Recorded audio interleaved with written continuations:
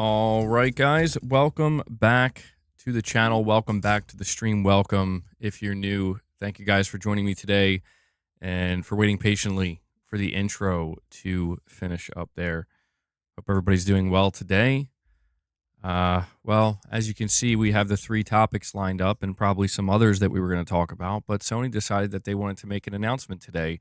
Did they announce a state of play? No. Did they announce a showcase? No, they did not. Did they announce a new game? No, they didn't do that either. Actually, they announced that they're going to be shutting down the PS Stars rewards. And ironically enough, it was Microsoft who announced a new game coming to PS5. Well, not new, but a game coming to PS5. So this is the timeline. This is the timeline we are existing in right now. We'll go over the news. Yeah, Sony at it again, man. I mean, this is what is PlayStation Stars? PlayStation Stars is Sony's like loyalty reward program. Basically, the way it works is when you sign up for it, you earn points by buying games and engaging with the PlayStation Store. And what people have been doing for the majority of the time, because it's an option that Sony gave, is you can use your rewards points to buy games. You know, you can use it to redeem PlayStation Store credit, or sometimes you could even just buy games with a certain amount of points. And yeah, that's the thing. This hurts the hardcore fans.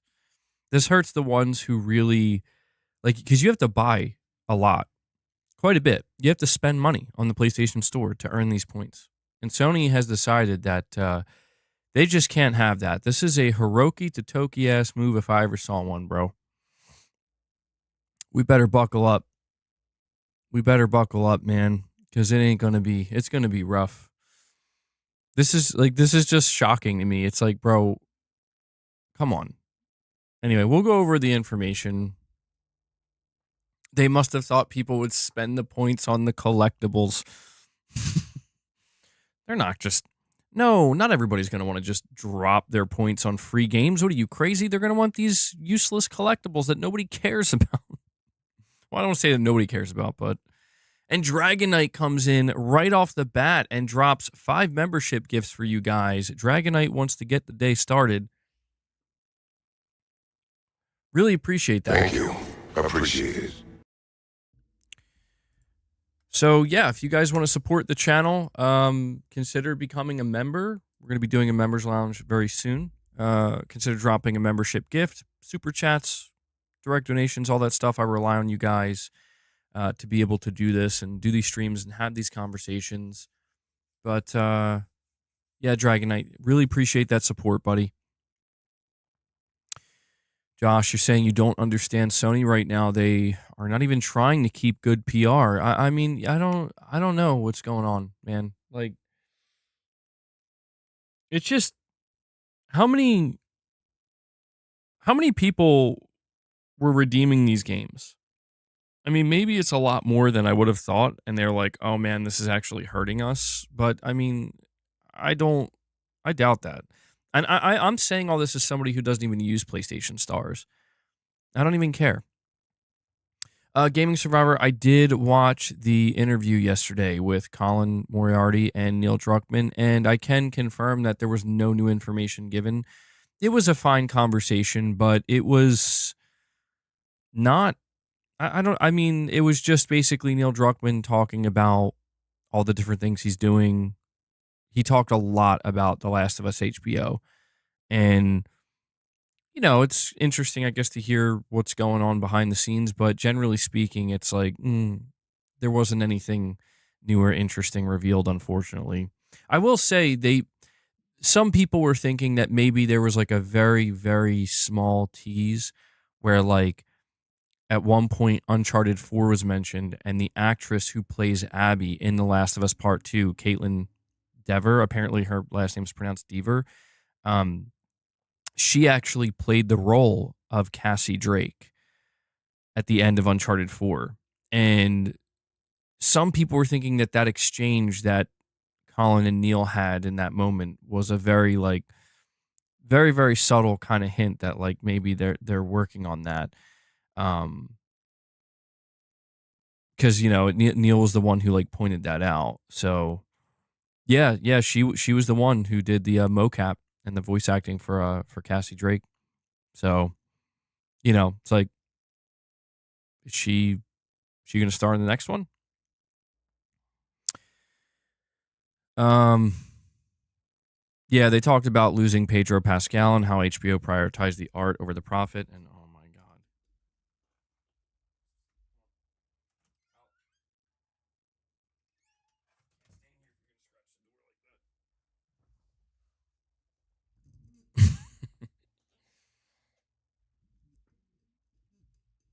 god. Ears. No, I'm gonna say you're not the only one who doesn't want a new Uncharted. No, I think there are a lot of people who don't want a new Uncharted. They do want something new, but I don't know, man. I'm pretty convinced that they're doing a new Uncharted. I feel pretty convinced about that. Lux, are you talking about? We may be thinking of two different things here. Are you talking about the one where he was dancing with like a rod, like a glow stick rod or something, like a rainbow glow stick rod, and then proceeded to pretend to lick it, and it got really weird. It was getting very weird. Yeah, I saw that too, and I'm just like, not my Joel, bro. That ain't my Joel. I don't know who that is. I almost did the hand gestures. I went like this, but I stopped there. Yeah, I mean, it's like I said, man. It's like I'm going to interview Neil Druckmann, and it's just like, I'm not going to interview him, but it's like if I were, it's like I'm going to have to ask, like, what's going on, bro? What's going on behind the scenes here? What's going on with this guy? What do you think of the new India Project gameplay shared today by PlayStation? I actually haven't seen it yet. I'll have to check that out. You only want to see dumbbells in those hands? That's the Mando coming out. People don't want new IP from people don't want new IP not from major studios every time they release a game. People complain. Well, that's what was weird is like I was seeing people kind of complain like, man, if we get another Uncharted, eye roll. We need something new, and it's like, bro, they just like that's Intergalactic. Like Intergalactic's a brand. I think sometimes people focus too heavily on the fact that like it's a Naughty Dog game or whatever, and they like lose sight. Like this is a new game. It's new, like it's a new IP and everything. So yeah, I mean it's a tough thing. It's probably difficult for Sony and these studios to really gauge what exactly people want because yeah, on one hand it seems like people are screaming for new games, new stuff, and then on the other hand they're screaming for sequels and the return of older stuff. I think it's about finding a good balance. Like for example, if this second game that Naughty Dog has in development is another Uncharted, I'm perfectly okay with that because if I'm not interested in Uncharted, they're giving me something new with Intergalactic. I think that's totally fine. If they want to do two new games, even better. Like I think that's great. Could they be returning to Jack and Daxter or something? I mean, I doubt it, but I'm sure people would. There's a group of people that'd be thrilled about something like that. MacTube says, MBG, I think it's fine to troll the Xbots at this point. They've been so toxic and disrespectful to you and the channel. They deserve to be called out when Xbox takes L's. Well, unfortunately, MacTube, Sony seems to be taking the biggest L today. Not the biggest L. I mean, like, they're the ones taking the big L today, in my opinion, with what they're doing with the PlayStation Stars rewards. Not cool. We're going to go over that. But yeah, Hellblade 2 was announced for PS5 as well. And they handled it the same way that they handled Gears of War, where it's just like, here you go. Here's just a post letting you know Hellblade is coming. Not excited about this. I did play Hellblade 2 and weak game. Weak game in my opinion. Not what I expected it to be. I thought Hellblade 2 was going to be like Ninja Theory kind of taking things to the next level, but it seems like they actually took a couple steps back. Ninja Theory seemed to prioritize graphical fidelity and, uh, I guess that presentation over all else. And I think the game really suffered for it. I think it'll be a top tier game on PlayStation. Actually, I'm not so sure, dude. There are a lot of PlayStation players who played Hellblade 1, and I think they'll definitely be interested in this, but I think if they do play Hellblade 2, they're going to realize like, "Oh, like this is not exactly what I expected." Um I I enjoyed the story of Hellblade 2, but it I mean, I'm just going to be honest, man, like it's not a very good game, you know? Like it is mostly a walking simulator. There is some combat, which, at first it's pretty cool, but there's no depth to it whatsoever. Um, there's like 2 or 3 boss encounters and like you don't really do much. You don't really engage much. It's a very what's interesting to me about Hellblade 2 is it's a 5-hour game and it feels like for some reason it never ends. And that's not a good thing. Like it strikes this weird it lands in this weird place of like it's like a crazy short game, but as you're playing it, it feels like you're kind of trudging through it, you know? It does have high points though. I don't want to, I'm not trying to like dump on it or anything. It does have high points. I did like the ending of the game. I thought the characters and the way that their characters were written, I liked it. It just feels like there's so much more that Ninja Theory should be able to do with this universe and this character, and they should be able to really truly expand it. Um, I was kind of basically hopeful that Ninja Theory would turn out to be like Microsoft's Naughty Dog, but that doesn't seem to be the case, unfortunately. Right there. See, you're saying you got almost $200 in PlayStation Network cards using the PlayStation Store app, and that's exactly why Sony's ending it. So this is look. I am going to have to rant about Sony a little bit today because if we if we're seeing the beginning signs of like what the new era of PlayStation is going to be like with CEO Hiroki Totoki, like this sucks. Like this straight up sucks. Where it's like, bro, the people who are redeeming these reward points are the ones who are spending the most amount of money. Yeah, you didn't know that? Yeah, they're ending it. I'll go over it. This will be the first thing we cover because it's kind of like breaking news. Um, so it says PlayStation Stars coming to a close as Sony Interactive Entertainment evaluates new ways to evolve future loyalty program efforts. Qualifying points are redeemable until November 2026, so they're giving you more than enough time to redeem your points. But they say here at Sony Interactive, we're always experimenting with new and exciting ways to bring our community of players together to share the joys of gaming and create lasting memories. That's why 3 years ago, we created PlayStation Stars, a loyalty program to celebrate our players. The unique program includes playing games to earn rewards, including our unique digital collectibles that pay homage to incredible games and our PlayStation legacy. The program has helped foster a deeper connection with fans around the world. Since launching the program, we've learned a lot from evaluating the types of activities our players respond best to. And as a company, we're always evolving with player and industry trends. Through this evaluation, we have decided to refocus our efforts and will be winding down the current version of PlayStation Stars. We will continue to evaluate our key findings from this program and are looking into ways to build upon these learnings. Here are some key things to know about the changes that are taking place. Starting today, PlayStation Stars will no longer accept new members for this version of the program. If members choose to cancel their PlayStation Stars membership starting today, it will not be possible to rejoin this version of the program, and members will lose all earned points. Current PlayStation Stars members can still earn digital collectibles, points, and level up their status until July 23rd, 2025. After this date, there will be no new PlayStation Stars campaigns available, or any additional rewards or status benefits to earn. This version of the PlayStation Stars program will fully end on November 2nd, 2026, and current PlayStation Stars members can continue to redeem points as long as their points don't expire before then.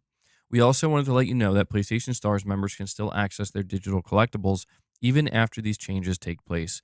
We want to thank all of our players for supporting PlayStation Stars since its launch in 2022 as we explore new ways to evolve our loyalty program efforts for the future.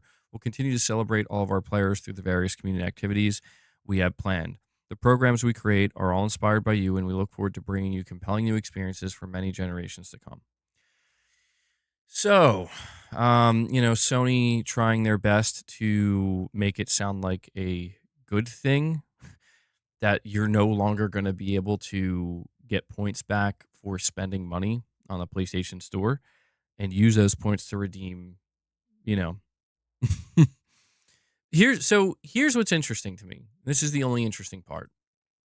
The only potential silver lining, and I'm not trying to be like an over I'm not trying to be overly optimistic about this, but it's like they are saying they're going to be doing something else. They're just not saying what it is. So the big question here is whatever you choose to do next, are you going to allow people who spend copious amounts of money on the PlayStation Store, your most hardcore players, are you going to give them basically what PlayStation Stars is for a lot of players is it's like buy a certain amount of games and then get one on the house. That's essentially what it turned into for almost everybody engaging with PlayStation Stars. And that's a pretty big deal, you know? It's a pretty big deal because it's like, yeah, like if you're somebody who buys like 6, 7, 8 full price games on the PlayStation Store, you know what? Here, we'll give you one on the house. Thank you for being such a loyal customer and spending so much money on the store. That's what it is. And I can't think of any other reason why they would end it. That's the thing. Like they're not saying we're like removing we're like ending the collectibles. They're not saying they're, going to stop that. They're just ending the whole thing. And my takeaway from this, especially knowing what I know about the new leadership at PlayStation, my takeaway is they're just not okay with giving, loyal customers the ability to get a free game occasionally. And I think that that's just trash, straight up, you know? I just think that's trash. I like to me it's one of these things where it's like how many people are really spending that much money on the PlayStation Store, you know? What if they're trimming the edges in an attempt to postpone price increases? I did think of that. I did think about that. I'm like, is this one of the casualties of like Sony's going to literally they're going to turn over every single stone they can in an attempt to not have to raise the console prices in the US? It's a possibility. I mean, Sony has the numbers. The important thing to understand here is Sony has the numbers and they know how many sales on the PlayStation Store they've lost through people redeeming their points and redeeming their points for individual games. They've been able to calculate this and and it seems clear to me that they've determined that wow, that actually added up to a pretty significant chunk of money, and we can't do that anymore. That's money that should be in our pockets right now, or should be that we could use in our to allocate somewhere else. I mean, it's just unfortunate because it's like it's stuff like this that's going to make people dislike Sony even more. Because there's a lot of people who in 2025 really don't like Sony. They don't like the way they're handling things. And stuff like this is just like, this is only going to make it worse. And, you know, it's just an L. I'm not, look, I'm not even involved in PlayStation Stars. So I'm not going to sit here and pretend that I'm flipping the table and I'm pissed off. This actually doesn't affect me at all. But it's just, I've seen a lot of people over the years where, this is a program that really they liked and it made them feel pretty good. And it also, I think, encourages people to buy their games digitally, you know? And so Sony choosing to remove it so abruptly like this, I'm glad that they're saying that they're going to reevaluate it and come back with something different. I just have a really strong hunch that the thing that they choose to come back with is going to be much less interesting and enticing. And I don't know, man. It just, it sucks to see Sony become so sterile like this, where it's just like, I don't know. Like, I wonder to myself, like, if Sony was being pressed right now, if Sony was being pressed, not on the ropes, but just, a little bit more pressure, not in such a comfortable lead, would they really be announcing this today? I don't know. I just question these things. Something tells me probably not. They probably still would want to end it at some point, but would they do it to, I don't know. Michael Lynch with the super chat says, I would rather this be the L than to be an Xbox only gamer and have to deal with a decade's worth of subpar games with a good game very rarely. I hear you, man. This falls in the category of it's like a situation where Sony, I don't like that you're doing this. And it's frustrating in the sense that it feels like you're taking away something good that you gave the loyal customer. And I can't advocate. Like, there's no downplaying it in the sense where it's just like, this just sucks. But I can't sit here and make it sound like, well, that's it, Sony. I'm no longer excited for Death Stranding, and I'm not going to play Ghost of Yotei, and I'm done. No, but I don't know, man. I just want them to feel a little bit of heat. I do. They should. They should feel a little bit of heat, man, because I'm worried about I'm worried about what this signals. That's what I'm worried about. That's why I care, because it's like, okay, for me, I feel like, all right, I don't use PlayStation Stars. I was never interested in it. It's not my thing. So I don't lose anything. But no, I'm not saying Sony. See, that's Titus. That's not what I'm saying. I'm not saying Sony gets a pass because Death Stranding or because Ghost Yotei. It's not about giving them a pass. It's about making it understood that I'm going to call you out and I'm going to try to apply as much heat as I can, as much as I feel is deserved. But I don't want to like give a false impression to people where it's like, guys, we need to rage against Sony and like boycott them and stop supporting them, because I can't do that, because it's like I'm going to end up giving them my money for Death Stranding. Like it's more about kind of making it known that, like, if you're wondering if I'm going to like walk away from PlayStation and be so angry that I'm just like done and I'm fed up, that's not where I'm at. And something like this definitely would not do that for me. However, that doesn't mean, in my opinion, that I should just overlook this. Because you know what the easiest thing for me to do would be? Truthfully, the easiest thing for me to do would be, I don't use it, doesn't matter to me, I don't care. But I do care about the PlayStation ecosystem, and I encounter a lot of people who engage, deeply with the PlayStation ecosystem, and PlayStation Stars is part of that. And I feel sorry, for people where they really did care about this. They did always look forward to, after buying a certain amount of games, you get one on the house. I feel bad for them, because it's like, yeah, dude, like, I don't, I can't see how that would really hurt Sony that much. Like, could it really hurt their bottom line that much? I'm not saying people won't take advantage of stuff and exploit loopholes if they find any, but there was no loophole. There is no loophole. Maybe Sony just messed up themselves. We're like, we thought this wouldn't hurt us, but it actually is, which is crazy.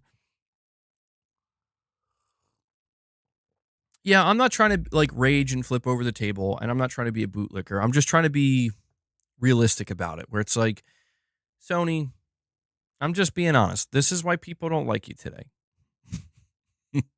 I don't know if Sony cares. I'm just saying, this is why people don't like you. You didn't have to do it. You're a rich company. You just made you broke a record in revenue.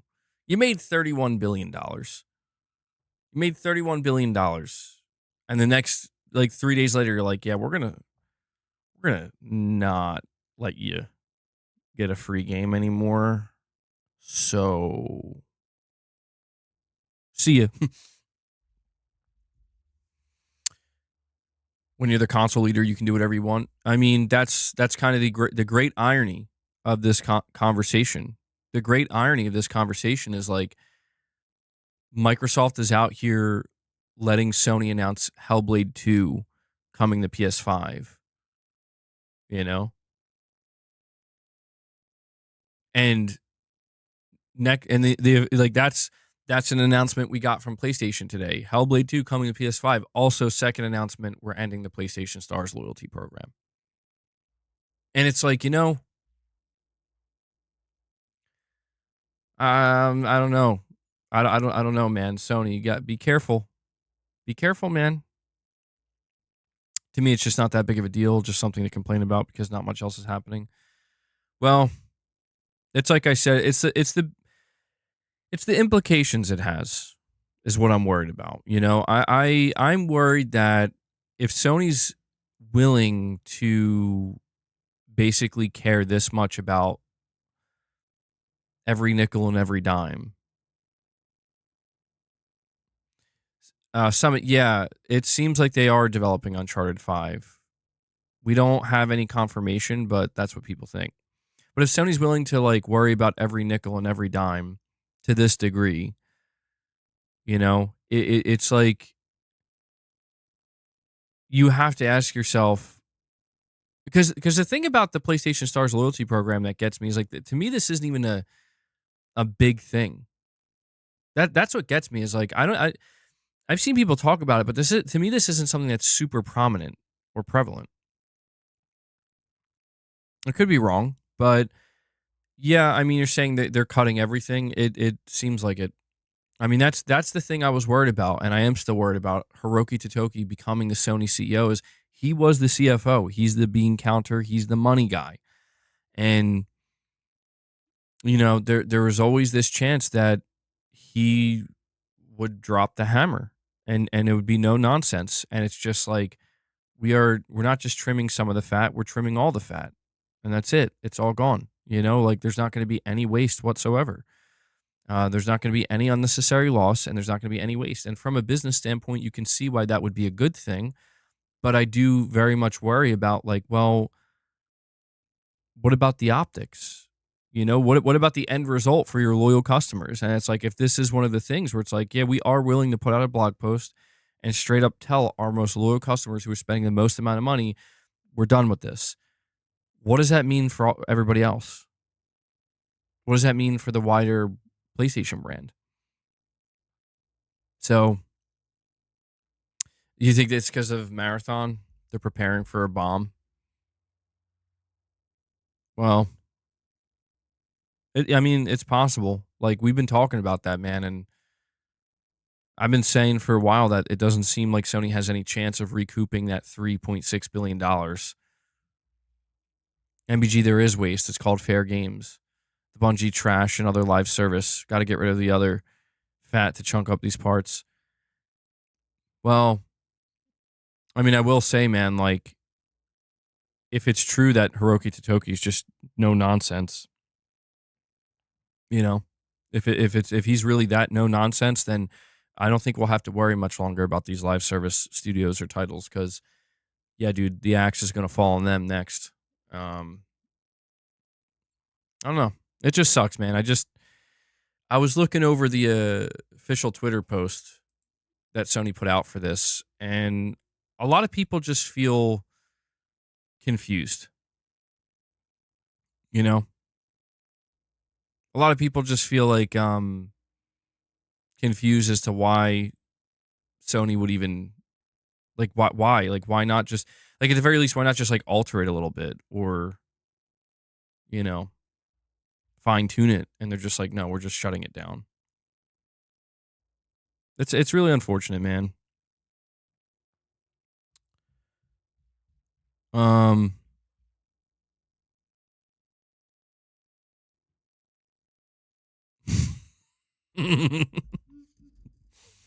Sony, why are you the way you are? I'm not gonna lie, it's almost comical. I'll be on like I found myself laughing multiple times because it is like almost comical where it's like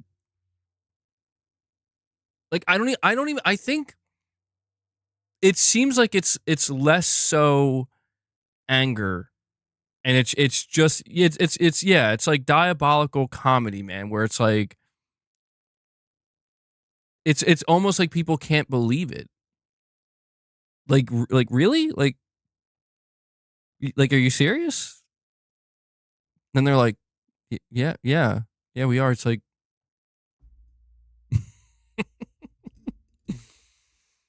tons of big Game Pass and Xbox news today. Uh-oh. Well, apparently my PlayStation's an Xbox now, so yeah. Um,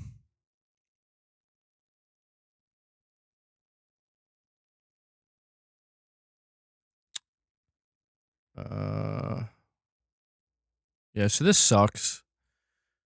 I'm curious are there any comments on the PlayStation blog? More anti-consumer practices. These companies are getting insufferable. Sad to see it go. I like the extra bonuses they gave in HSR or the PSN credit with points. Hopefully something better comes. Please add some kind of loyalty program at least. I used to get those $10 PSN cards a lot from this program. Offer refunds within 2 hours to replace the loyalty program. Oh, Sony. Sony. Please offer 2-hour refund. Sony would never even think about doing that, man. Which sucks. This blows. Any good news out of you guys or just horrible stuff? This is on the PlayStation blog, by the way. Another terribly mismanaged program. Come on, man. I really like PlayStation Stars. This announcement would be a lot easier to digest if it were accompanied by the announcement of its replacement, or at the very least, a promise of news on a replacement coming soon. So instead of just making it a better service, they're just canceling it. Got it. Jeez, man. Bad Sony. This is horrible and makes me question what Sony is doing at all between the cancellations and now this. I'm thankful Switch 2 is coming because I do not see a point for my PS5 Pro besides Days Gone Remastered. Some things never change. Sony does something good for the consumer likes it, and they'll take it all away. Premium was once good too, and now that's trash. This is why we need competition. You really don't like having happy customers, do you? Jeez, man. These are all, you know what's crazy about this is there's like rarely ever actually like comments on the PlayStation blog, and these are all comments on the PlayStation blog. Um, Such a miserable company. I hate the PS5, and I'm definitely not getting a PS6. Being carried by Xbox this whole gen. Holy shit, that this guy is not happy. So when you see the PlayStation Plus logo next to a person's name on the PS blog, that means they're a PS Plus subscriber, right? Because that's crazy. Like, if that's true, that's crazy. Because like this guy is a PS Plus subscriber, and he's like, I hate the PS5. I'm definitely not getting a 6. Hardly any games being carried by Xbox this whole gen. Might as well get Game Pass at this point. Like what? Like, bro, hold on. That's a that's a PlayStation user on the PlayStation blog. Like, all right, Sony, announce that showcase now, bro.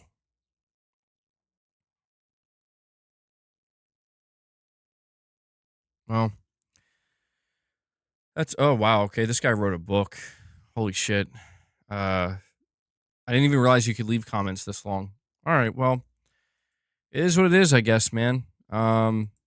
I can only hope that Sony has some good news coming, because all the news today to me sucks.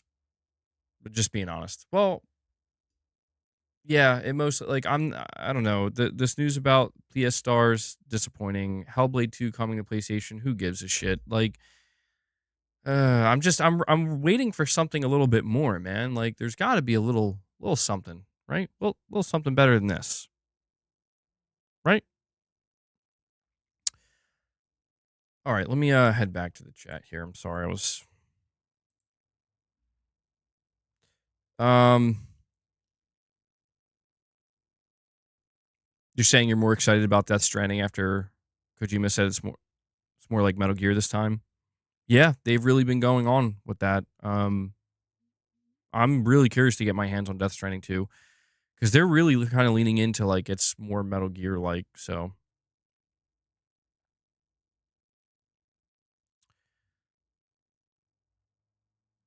Sony are trying to make MBG homeless basically at this point. Well, I mean, look, man, worst case scenario. Worst case scenario, because I don't I don't want to like send a message to Sony. This is where I'm trying to be rational in my evaluation of this, where it's like I don't want to send a message to Sony that like, hey, Sony, you could just do whatever, and I'm just going to stick around and be a loyal customer. I'm not trying to send that message, but I can't deny, I don't want to lie either. Where it's like, all right, well, leave and go somewhere else, and the the options that are out there are like, well, you could go to PC. It's like I'm not doing PC gaming. It's just not happening. It's no offense to PC gaming. I'm not trying to be that guy. It's like, I hate PC gaming. I hate PC gamers. No, it's just I'm not doing that. I don't want to game on PC. I've tried it a couple times in the past. Never liked it. I'm good. I feel like I'd almost rather just not game. You know, I like the console, but other than that, there's Xbox and there is Nintendo. Not going to Nintendo, and the biggest reason I won't go to Xbox, and I hate to say it, but like this is how Sony still has their hook in me, man, where it's like I do want those games. So the games that they drop. So what it really I think is what it might end up turning into, depending, because it depends on what decisions they make. Again, I'm trying to be the person that takes the good with the bad and the bad with the good. And we live in a day and age where for a lot of people, it's either got to be all good or all bad all the time. Leaving PlayStation for good? No. No, see, that's what I mean. But it's like, I'm just going to have to start, I think being a little bit more conscientious about how much maybe I'm spending on PlayStation, how much money I'm dropping on on Sony products and PlayStation products, only because it's just like, dude, I will buy Death Stranding day one, absolutely. I'll buy Ghost of Yotei day one. Like, I will absolutely drop money on things that I believe are like 100% worth it. But I don't know. I'm at a point where it's like I've been paying for PlayStation Plus, and I'm at a point where it's like I don't redeem I do redeem the games. I don't play PlayStation Plus games. It's nice, like if I want to go check out my PlayStation Plus library, I have this whole catalog of games that as long as I'm subscribed to it, I have access to. But then I realized, like, well, do you actually want to play any of these games? It's like, no, I'm good. I'm not touching any of these games. Now, so at that point, I'm only paying for it for online multiplayer. And it's like, well, I can't deny that I play a lot of online multiplayer games, or at least I've played a lot of multiplayer games over the years. But I don't know, man. I'm just starting to really think like maybe when if I reach a point where I'm going to take a break from multiplayer gaming, just take a break, go back to when something drops that I really, really want to play that's multiplayer based. I don't know, like maybe just start subscribing to PS Plus on like a monthly basis or something when there's like a new multiplayer game that drops. And if I'm still playing it after a month, maybe I'll redeem it, again for another month or whatever. But I want to be able to send Sony a message where I know they'll receive it. That's the whole point. Because I did this with Microsoft, and unfortunately, I mean, I don't know if it worked or not, but I remember back in the day when I was really getting fed up with the shit that Microsoft was doing. The biggest thing I declared is like, I'm not giving them my money. Like, I'm not. Like Microsoft, I don't like the games you're making. I'm not going to buy them. I don't care about Game Pass. I'm not going to subscribe to it. And until you get the message and start doing things that, just for me personally, the things that make more sense for you to do, and until you start providing that, I'm gonna just not spend my money. And I didn't spend my money. That's the thing where like I'm still in this place with Sony where it's like there are still many things they're doing that I do like and I am in agreement with. So these are things that are easy for me to spend my money on, but it's just, I'm getting anxious. I am, because I feel like I see what's coming.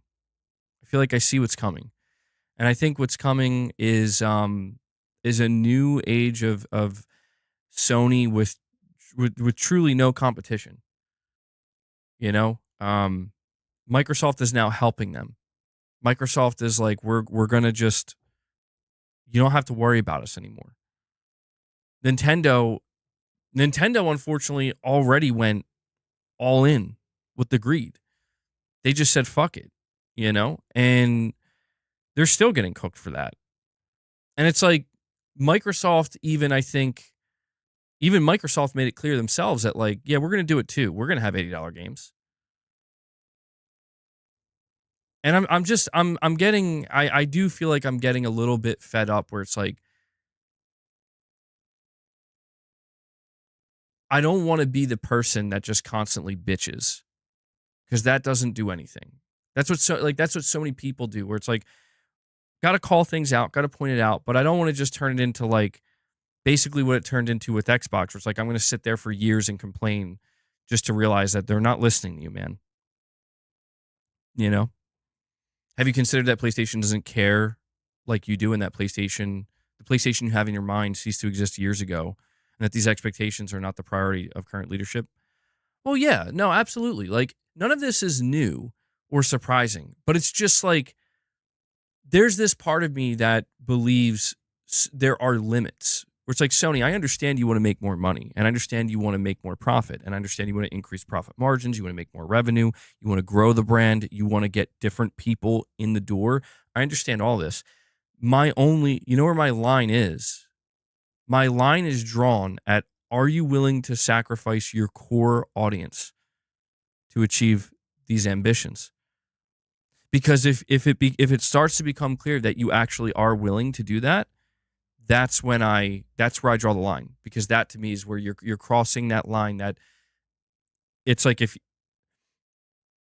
you're willing to do that, then it does mean you have no idea, then you deserve to lose your core audience. And unfortunately, I can't get behind what some of you are saying right now, where it's like they're not doing that in all regards. That's the thing. They're not, and maybe you're right, maybe we're not seeing it yet, but it's like something like this, the reason why I have such a problem with it, even as somebody who's not engaged with it, is because of the message they're sending the fans. Not the fans that are playing FIFA or Madden or Call of Duty or Fortnite. No, the actual fans. The ones who said, you know what, I want to go out of my way to sign up for this loyalty program and get these collectibles and earn some points. And I want to buy more games digitally on PlayStation. Those, you know?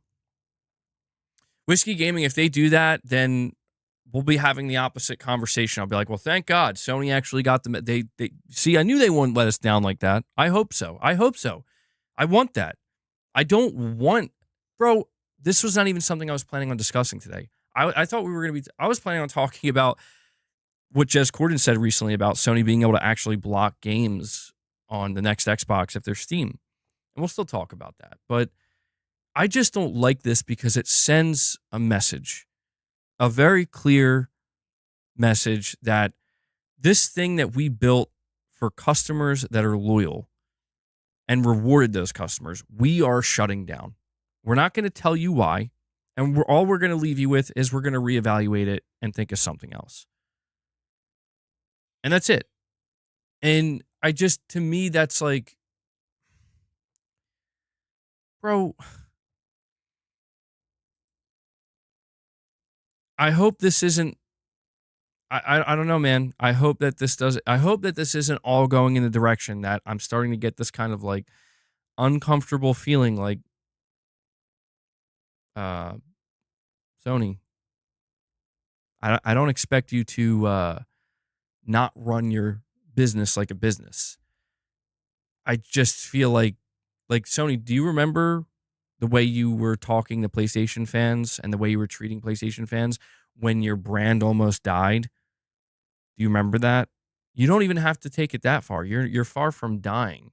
You don't have to go to that extreme. But why, like, we don't have to go to the opposite end of the spectrum either. That's my whole thing. Is like, we don't Sony needs, they got to be so careful right now, man, because it's really starting to look like, don't don't forget that at any moment, man, you can fall off that hill. Even with you could become your own worst enemy. Michael, you're saying the ultimate goal of PlayStation is still to put out quality games. That will never change. They've already admitted that that's the most important thing. And that's the thing, man. Like, people have always asked me, and this is just the truth. This is my truth, right? Like, I can't speak for anybody else, but people always ask me, what would Sony have to do to get you to, you know, what would they have to do to get you to like leave or walk away or basically have like a full tilt to, or flip flop moment like you did with Xbox? I said, just if they stop making good games that I've come to expect from them, the type of games that I've come to expect, if they stop doing that, I'm out. And I think I speak for a lot of PlayStation fans. We're like, yeah, like that's why we're here. They literally said they're going to think of something else. If they come out and say, nah, that's it, then we'll talk about it then. This in depth, like, dang. Well, to be honest, Whiskey Gaming, it's not a lot of this frustration that I'm expressing. It's not just exclusively because of this announcement. It's just that the whole I don't like the situation we're in right now at all. I'm just going to be honest. I don't like that Microsoft basically decided, you know what? We can't do this. Here you go, Sony. I don't like that. It seemed cool at first, but I don't like it because it's like, no. No, like, if anything, this is going to make this is it runs a risk of making Sony be like, and I can't blame it. It's just logic. It's just simple logic of like, well, the company that was trying to kill us and was trying to end us, now wants to split a revenue share with us.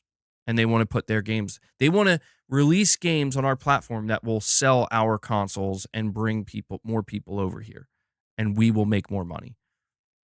We will make money that we weren't supposed to make at all. What was once lost revenue is now gained. It's nice that more people have the opportunity to play the games, of course, but it's just, I need to see more from Sony at this point. Not in terms of like, I'm not one of these people where it's like, Sony, you got to show me like 6 new games. It's not like that. Like, there are, like I said, I'm still here because Sony has the games that I want to play. Just straight up. If there was no Death Stranding, if there was no Ghost of Yotei, if there was no Sorrowos, if these things weren't coming, I don't know where I would go necessarily, but I'll tell you, I'd be much, much more frustrated. Like, I would probably be daily screaming if not screaming, but it would just become clear that it's like I've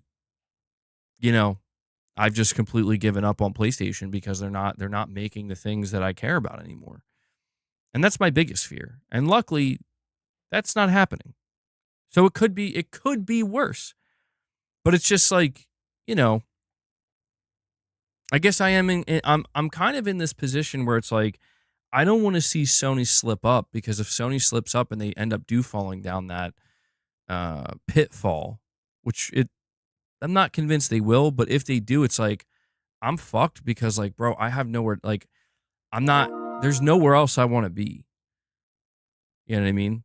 Like if Sony stops making the type of games that they make, or they just become like completely insufferable, then it's like, all right, well, what am I gonna talk about? Microsoft games?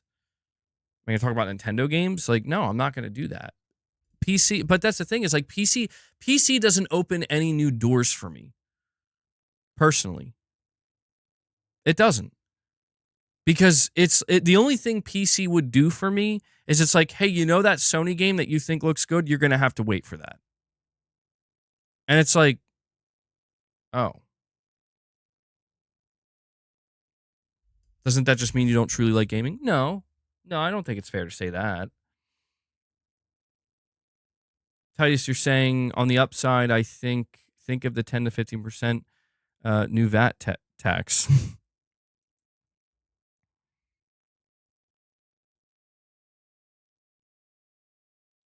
PC would turn you into a basement dweller loser. Don't self-destruct with PC.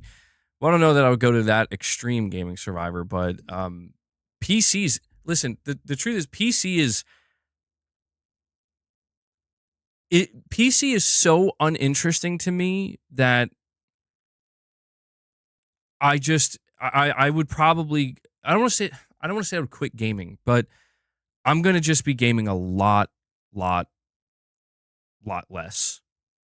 To where it's like, if I have to go to, like, if PC is the only place where it's like this is where things can be decent, it's just like, all right, that's cool. Maybe I don't know, maybe I'm just starting to lose my interest in it. It's not that I wouldn't say it doesn't mean I'm not interested in gaming anymore. I would say it just indicates that things have changed enough where it's like I am losing my I'm losing the type of passion that I once had for it, where it's like the newer stuff that's coming out, the more specific things that I once looked forward to, things have changed enough where it's like I'm no, they're not there anymore. But that's where it's like I try to make sure that no matter how frustrated I get, Nate Drake just replied on a Reset Error post that he still hasn't heard anything on an upcoming Sony show. Yeah. Well, see that's what I mean. Like it's like if you're Sony, what incentive do you have to do a show right now? Uh, I don't know. Probably not much. I still think there's time.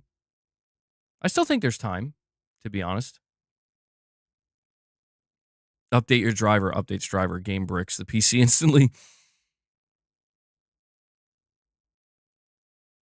This is why I'm just saying, like, I've reached a point where I'm just ready to to basically accept that there's going to be a large chunk of not just like Sony, but just like the gaming industry as a whole. Like there's a very large chunk of the games industry that I have two options. I can either fake it till I make it and just pretend that I'm super interested in all these things when in reality it's like I do not care. Which would be beneficial for my job. Like it would probably be more beneficial for what I do on YouTube and stuff. Or just accept that like you're tuned out of this stuff. And you have two options. You can either complain about it, bitch about it, or just not and just move on and talk about something else. And that's the thing, man. Like at the end of the day, this whole PlayStation Stars thing has zero impact on me. Zero impact. That's the thing. Like I'll be honest, like I even kind of forgot it existed until I saw this. So I want to make it clear that I'm not trying to I'm not trying to turn this PlayStation Star situation into a bigger deal than it actually is. It's about trying to understand the potential larger implications. And it's like Whiskey Gaming said, if it turns out that they come out a couple weeks from now or something, they announce something new and it's just as good but slightly different, you know what? Then I'll be like, wow, I got all freaked out and nervous over nothing. But right now I don't know, there's so many weird things going on in the industry. Should I buy BTC? Wait, what does that stand for? Masochist mode. What does BTC stand for? Aaron, you're saying not good enough. There needs to be a showcase. Oh, Bitcoin. Oh, don't ask me, bro. I'm the last person you want to ask about that shit. I don't know. I don't know anything about anything. What's going on? Do I look like a dude that knows something about something?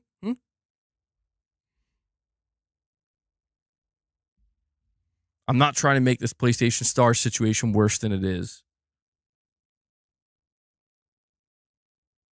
Well, yeah, I mean, maybe I tend to do that. Maybe I tend to do that sometimes, but I don't know, man. I guess I just can't help but be a little bit like, I don't mean to come off so miserable, but it's just like the news today, I wish it was something better. I wish it was something different. But like by this point in time, usually we'd be talking about an upcoming showcase. For example, if this was 2023, we'd be 3 days away from a showcase. If this was last year, we'd be like a week away from a state of play. And instead, it's like, don't you want Hellblade 2 on PS5? It's like, fuck no, I don't want Hellblade 2 on PS5. Like, why? Why? Get that out of my face. It's like, all right, well, what about PlayStation Stars? We're taking that away. It's like, what? Why? And I don't know. I don't mean to come off so entitled. It's just like, I guess it's just my expectation. I never cease to be surprised, seemingly, at the fact that my expectations are like, I don't say never met, but just it's always something different. Like, oh, you thought by the end of May there was going to be a show or a state of play or a rumor of a show. No. What you'll get is there are no rumors of any shows. There are no shows right now. The next show you get to look forward to is probably the Xbox show. You're going to get an Xbox game announced for PlayStation, and then the only Sony news is going to be this news about PlayStation Stars. And I'm like, this feels like a curse to a degree. Where it's like I'm not trying to turn it into something it's not, but the reality is like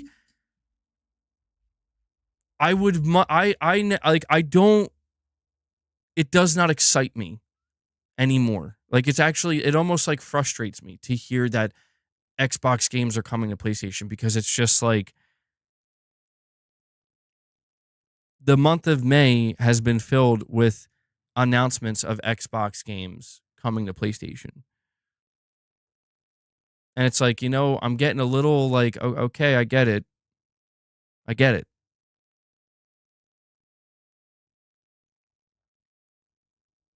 Grubb is strangely quiet about the end of May Sony event. Well, he hasn't said anything. You think we'll get a state of play in September? They could do something in September if they wanted. I mean, they're going to have to do something before the end of the year.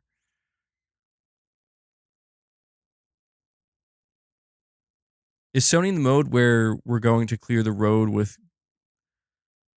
Ghost on the beach? So we'll talk to you at the Game Awards and see you next year. I don't think so, because they did say Sorrowos gameplay is coming this year. They did say that, and there's apparently a God of War thing that's got to be announced. So this is why I'm not trying to be so doomer that it's like they don't have anything. No, I think they have stuff. It's just like, I don't know. I'm just getting I'm getting antsy, I guess. I'm getting a little bit irritable because I want to cover, like, I don't know, man. There's certain things that I enjoy covering a lot more. There's certain things that I get much more joy and satisfaction out of talking about, and it's just like, yes, I do sigh when it's like, oh, okay, guys, like, you ready to talk about Hellblade 2? Because that's the news today. Or what about, yeah, this is why I keep talking about The Last of Us, because I get so much joy. But it's like, I don't know. You know what it is? You know what really got me is when I was scrolling on Twitter and I saw the PlayStation account, and then it had just the PlayStation logo with the black background for a split second. I thought, oh, there it is. They did it. There's the show announcement. And then I read the text, and it was, because it even said, like, it was just a single sentence. They just put a single sentence, dude. And I thought it was going to say something like, tune in the PlayStation Showcase next week or something.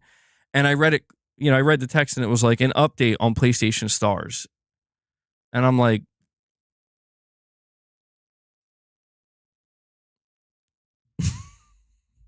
pain, bro. Let's move on to the next two topics. Well, let's talk about, which topic would you guys rather talk about first? Would you rather talk about, well, we got three topics. Do you want to talk about the potential of Sony blocking games on the next Xbox? Or do you want to talk about Hellblade 2 coming to PS5? Or do you want to talk about Housemark committing to premium single-player games? I'll let you guys decide. I'm throwing them up in the air. Choose single player, You want to do them in that order? We could do them in that order. Can we talk about Jim Ryan? What's left to say, man, about Jim Ryan? Housemark? Seeing more people talking about Housemark.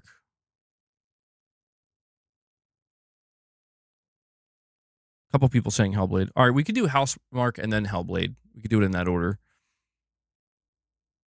Well, the good news, a lot of complaining, of course, but we do have some good news, believe it or not. So I have a report here regarding Housemark, and it says in the wake of Sony canceling some live service projects and dealing with some troubled titles like Marathon, Returnal developer Housemark has reaffirmed its commitment to single-player premium games. The new studio head, well, he's not new, he's been the studio head for a couple years, but the studio head of Housemark sat down with Eurogamer and talked to them during their studio's 30th anniversary event. And he says, our philosophy is that our games are an experience for a certain time in your life. And you experience that within a few days or weeks or whatever. They're comparable to movies or TV series available during a certain phase. And I believe that's really cool. You don't need to spend the rest of your free time on our games. It's a unique experience. You have it, you get something out of it, maybe you come back to it, but you don't need to play it for the rest of your life. Housemark is fully focused on single-player and premium titles, which includes the upcoming Sorrowos. He also goes on to say that he wants to ensure the studio continues to make amazing games for another 30 years. You just need to keep creating special games. On top of that, the brand director chimed in and said, we are only as strong as our latest game. It's almost like a responsibility. We're very lucky to be in this position that we're in, and we should keep pushing the medium. Keep showing what we can do, keep pushing our gameplay, our story, and our technology, and just keep growing.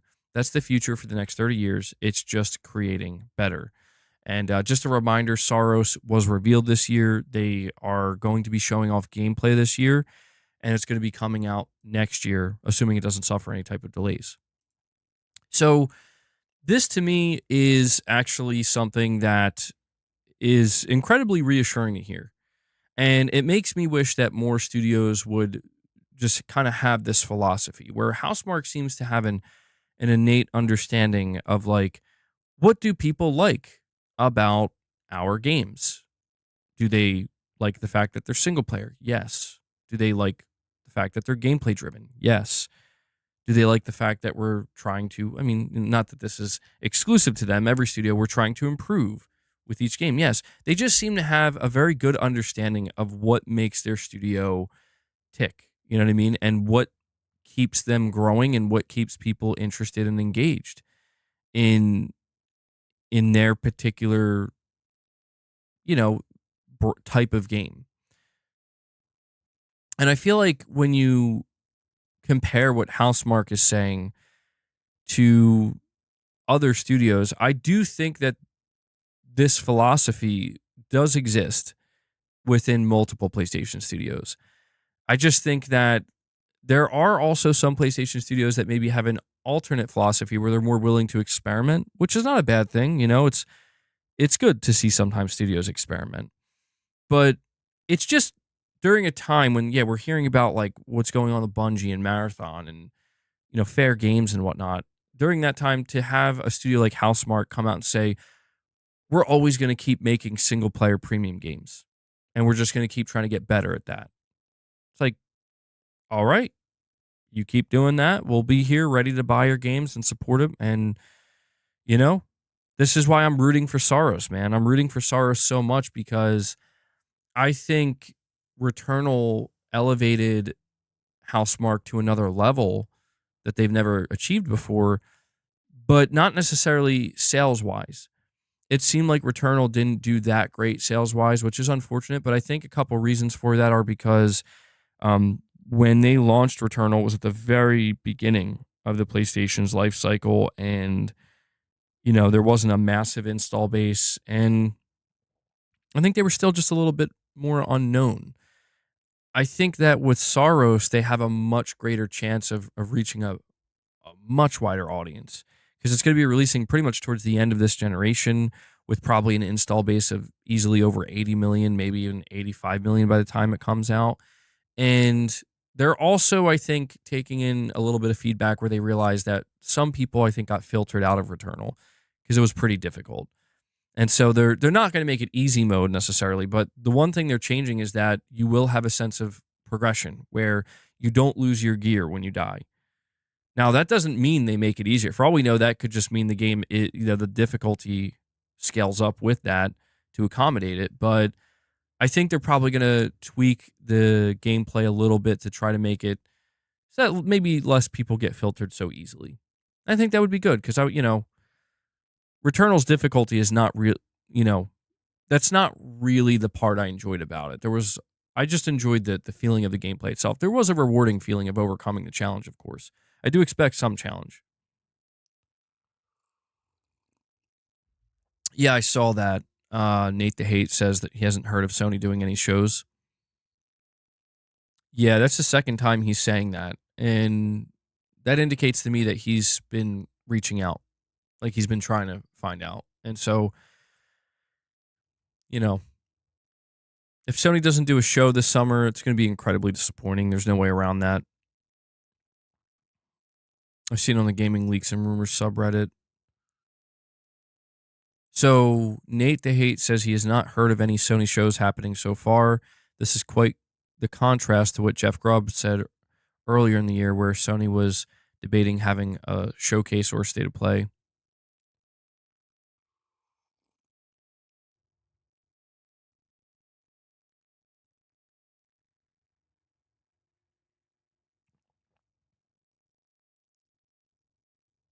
Interesting. Hmm. Well, I mean, look, it's it's possible that they do have an event of some kind coming up. It's just happening later, like in June or July. And these insiders, if they haven't heard anything, I don't want to say that it means for sure, like if they haven't heard it, then it's not happening. It just could simply be that they just haven't heard anything. That it's not coming together yet. I don't know. Maybe I'm coping right now, but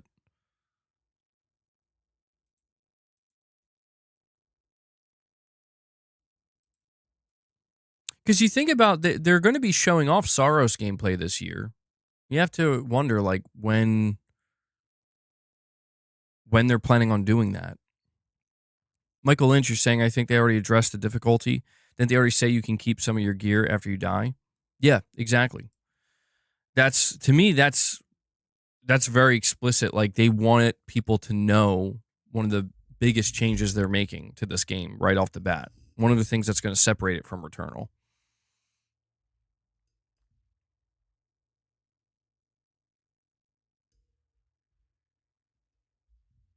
But if they're going to be showing off Sorrowos, I mean, they could just do it on their own. They don't necessarily need to have a show to show off Sorrowos gameplay. I mean, Summer Game Fest is coming up. You think Sony might show up there? Yeah, that's certainly possible. That's certainly a possibility.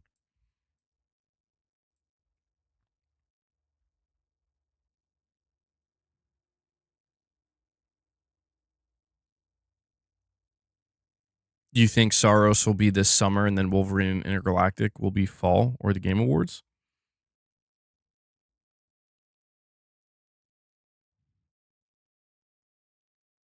Well, they did drop the Ghost of Yote trailer spontaneously, which was very interesting and surprising. And people were immediately speculating that, maybe this is just how they're going to do it now. Like they're just going to kind of drop this stuff. Nate the Hate has been wrong before. He said that Halo the Master Chief was going to be announced at the Nintendo Switch 2 Direct. Well, that's the thing about these insiders, right? Like I don't want to make it sound like their word is concrete. It's the insiders that we're talking about are known to be reliable, but that doesn't mean they haven't been wrong. Jeff Grubb's been wrong before. Nate the Hate's been wrong before. Nobody has a perfect track record. And so, my whole thing is, if Sony were to not do a show this summer, at that point, I would just have to. Well, we need to keep in mind that September is summer. That's like the big thing, right? September feels so far away, but I think a lot of people when they think about upcoming shows during the summer events, they're thinking more like May or June or July. But the reality is, Sony could plan something to do in September, and that counts as a summer show. If they do it within the first 3 weeks. Technically, the first 3 weeks of September are summer. So, yeah, I mean, Housemark's 30th anniversary is in July. I mean, you would think that would be the time they would want to show it, right? That would make the most sense. Maybe Sony could do something in July. I mean, it's just hard to determine what to expect because this is the first year where we're getting, new leadership and new people in charge, and they might have a completely different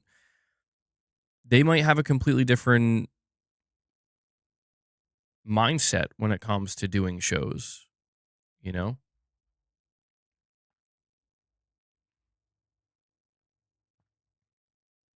You don't think Sony needs to market their games that much? They just put out a trailer and that's it. They need to promote games. Well, I haven't had much of a problem with Sony's marketing of their games. I think they've done a pretty good job. It's more about the cadence of the presentations that they put on. Not that I've had much of a problem with them either. Like, the thing that's going to be confusing to me is we've talked about Sony maybe being done with showcases and instead doing stated plays, right? Like, rather than doing big showcases once a year, they're going to like spread out 30 to 40 minute stated plays 3 to 4 times a year. What would be surprising if Sony doesn't do anything this month or next month is that would also indicate that they're not keeping a what's the word I'm looking for? Like a routine, I guess you could say, with their stated plays either.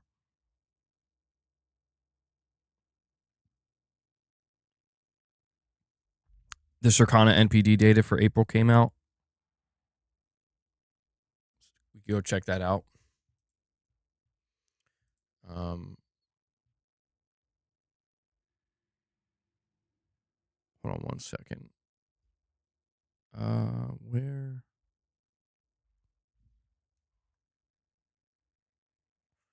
Okay, so let's see if I can find them.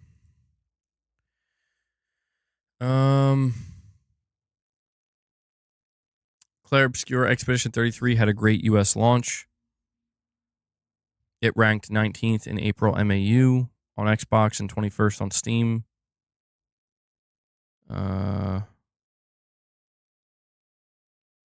Top 25 on PlayStation. Oh wow, okay. Physical, that was for physical only too. April 2025 US video game market highlights. Let's see. April spending on accessories fell by 2%. The DualSense wireless controller Midnight Black was the best-selling accessory. Video game best-selling charts, digital data.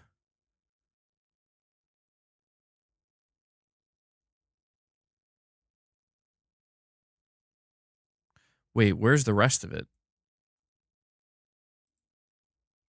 Oh, okay. Hold on. So, April 2025, top 20 best-selling premium games in the US. Dollar sales, physical and digital from digital data sharing publishers. Excludes add-on content. So, for April 2025, number 1, Elder Scrolls Oblivion Remastered. Number 2, Forza Horizon 5.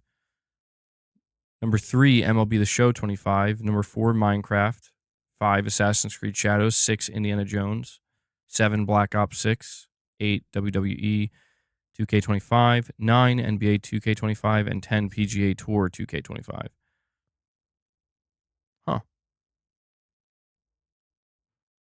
Kind of surprised to see Forza Horizon 5 at the number 2 spot. I had a feeling that game was going to do well on PlayStation. I had a pretty strong hunch that game was going to do well on PlayStation.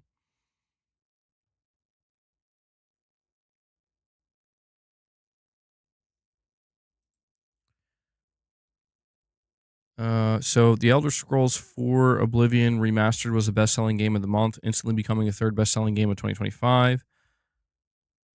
It was the best-selling title across each PlayStation, Xbox, and PC platforms. Let's see what else he's saying. Forza Horizon 5 was the second best-selling game, following its debut on PS5.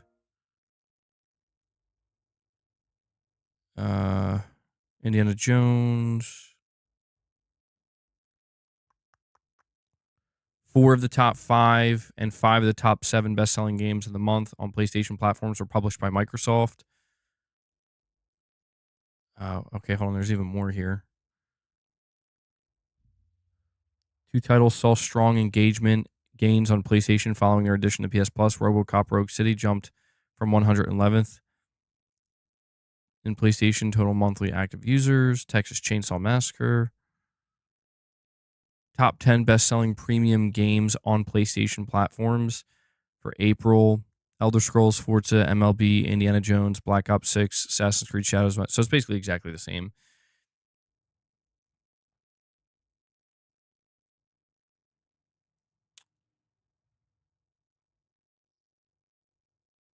Damn.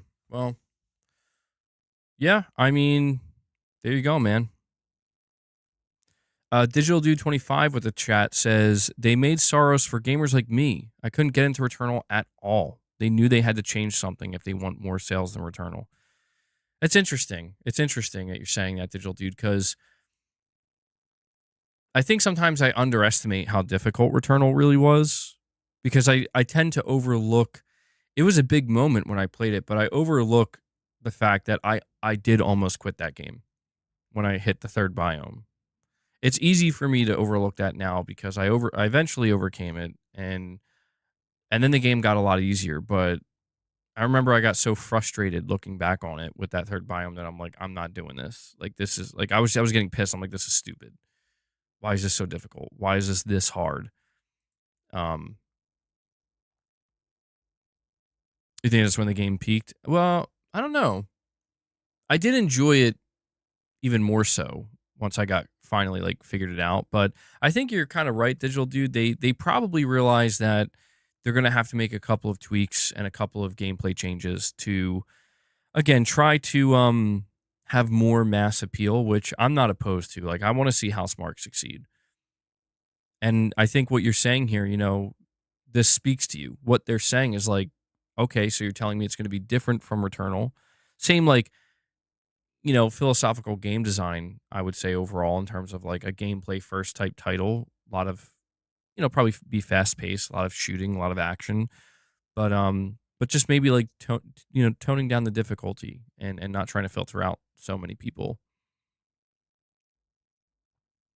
I'm looking forward to the gameplay reveal. I really am. I think Sorrowos might be one of the thing I'm curious about is for a lot of people, Returnal was like the best game that Sony put out this gen. And I wonder if Sorrowos is gonna like easily lap it, I have faith it will. Liza P is getting difficulty options? Oh, really? Hmm. That's interesting. How are people responding to that?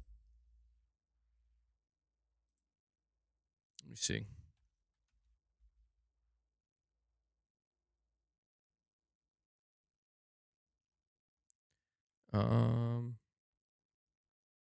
Liza P.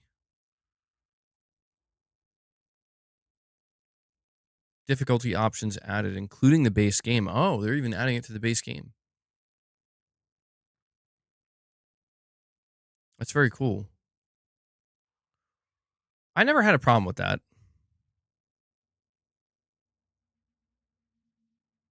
And there's always like, I don't mind if devs don't want to offer difficulty options, but I've never been opposed to having difficulty options.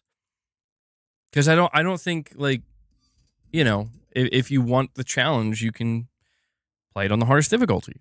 If you don't, you can tune it down. Like, I guess I'm saying for the people who want the challenge, it doesn't affect them negatively. You know what I mean?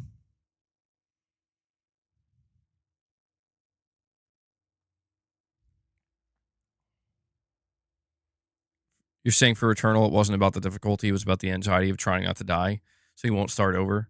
I get that. I get that. Yeah. Yeah. Looking back on it, man, like Returnal is a pretty high stakes game. It is.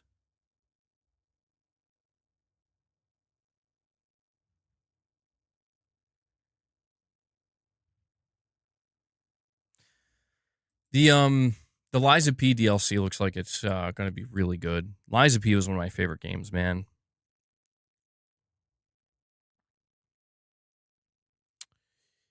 Uh,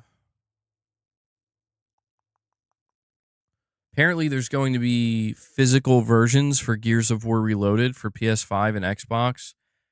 Pre-orders will begin June 9th. It'll be like I think $50. It'll be limited stock. Okay. Well, that's good though. I'll probably have to buy that. Buying a physical copy of Gears of War for PlayStation.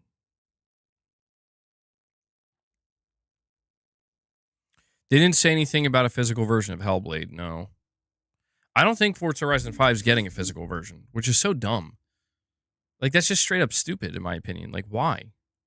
Like, do you guys not want your game to sell more? Doesn't make any sense. But that's the other thing. Microsoft just casually announced.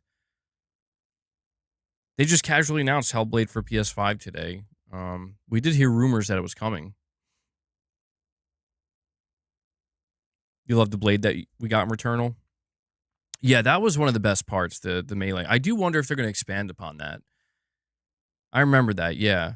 It felt very satisfying to to just kind of end certain, not combos, but as you're kind of just like jumping around each area, destroying enemies, and then just you run into one and you're like, slice. PlayStation announced it, not Xbox. I know, it's interesting the way they're allowing them to handle it. They did the same thing for Gears. Like, the PlayStation Twitter account put it out before the Xbox.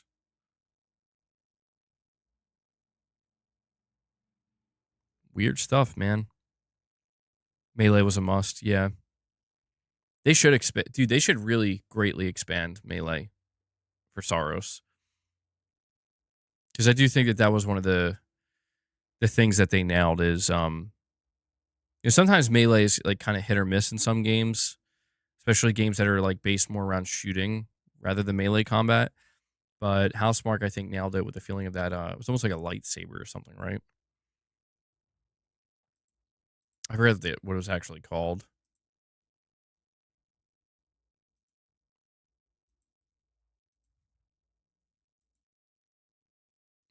My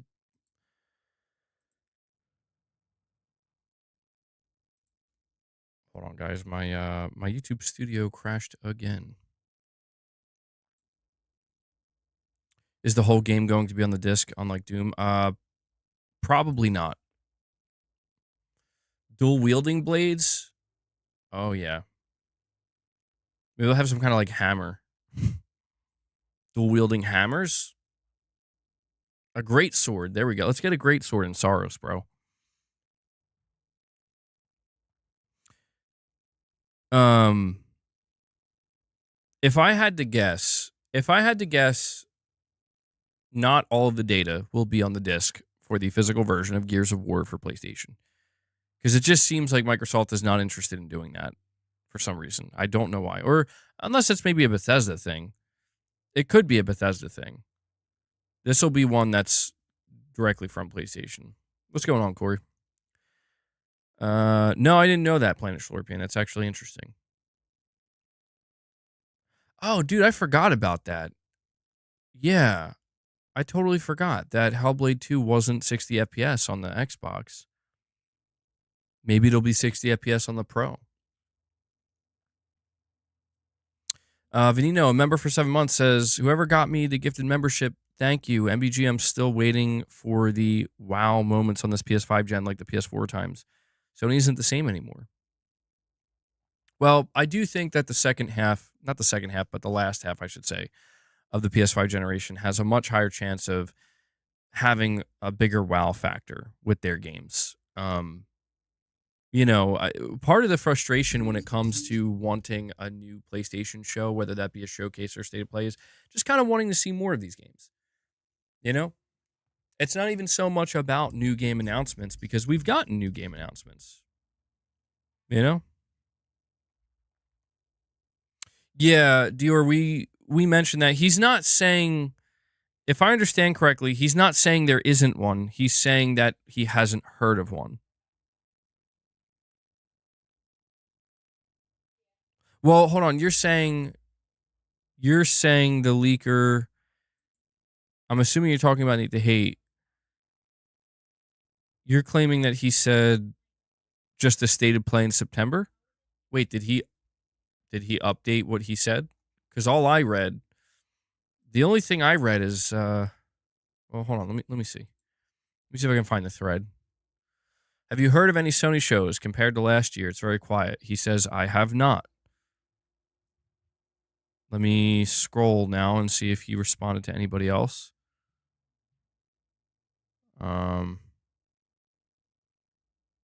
No, I don't see anything.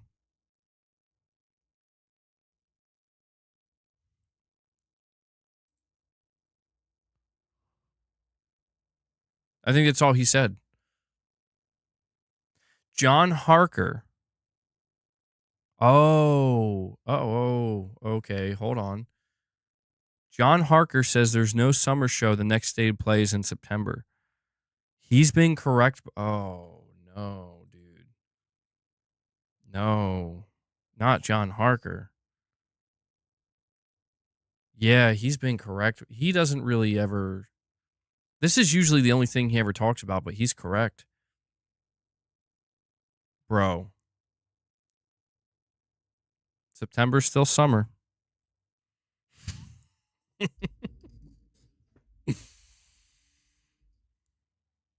September's still summer.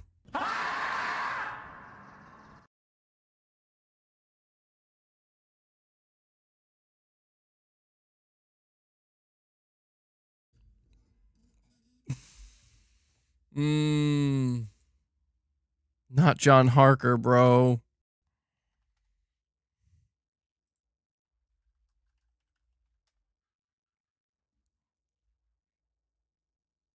What's happening? This can't be happening. You can't do this to me, Sony. No! No!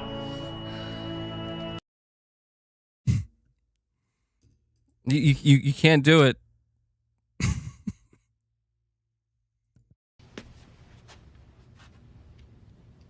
No, God!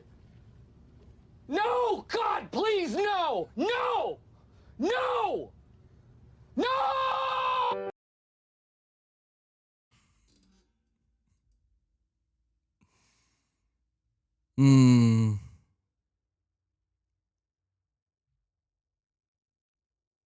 What's this one? No! No!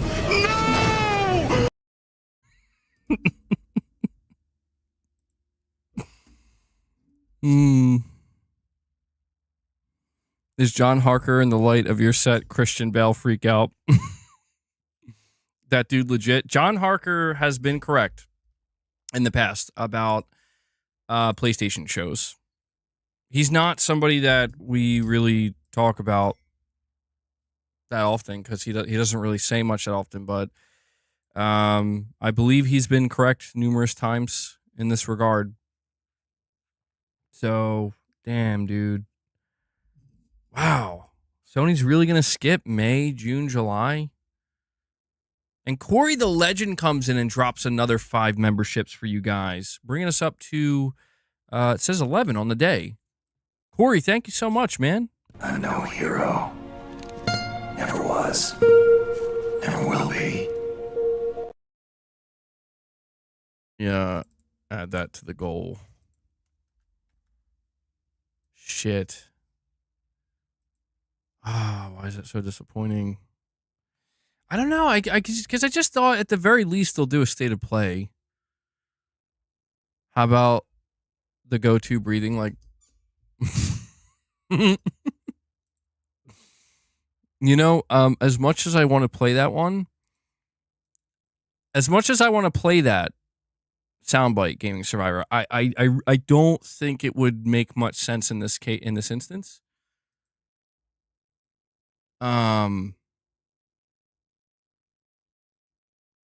Spider-Man screaming after his best friend dies? I'm not clicking. I don't want to click on that. That looks too chaotic.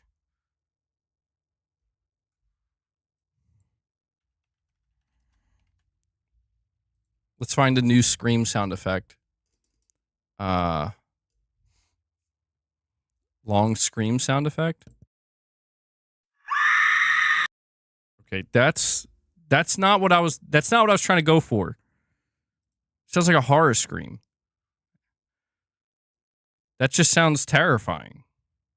That's not what I was looking. Yeah, it was cursed.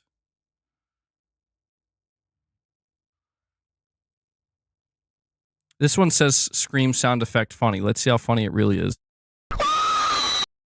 Okay, I'm done. I'm sorry. I apologize. God forbid if somebody's wearing headphones.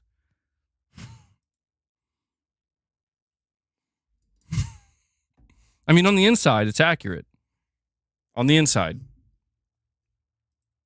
There's got to be a normal, like, just scream.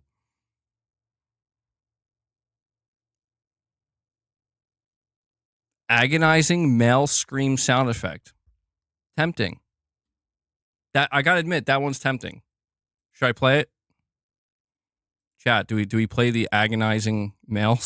That's what it says. Agonizing male scream sound effect.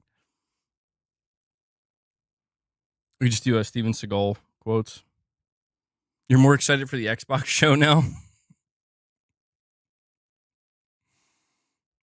Crying sound effects. It would be appropriate. Agonizing gamer scream? Schmidt, you speak of this as if it's a very common sound effect you hear frequently, you know? Yeah, we were talking about that. Liza P introducing difficulty levels. The Xbox show is now a PlayStation show. Pain, bro. Pain.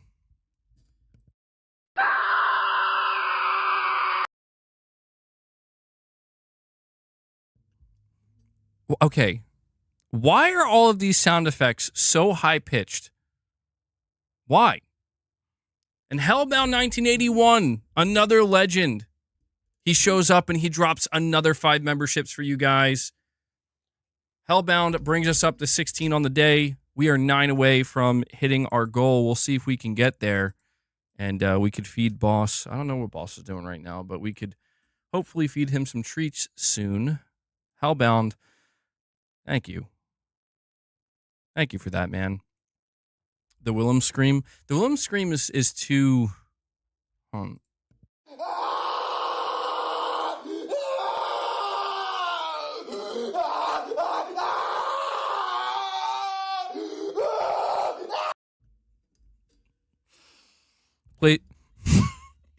PlayStation fanboy discovers there's not going to be a Sony event this summer.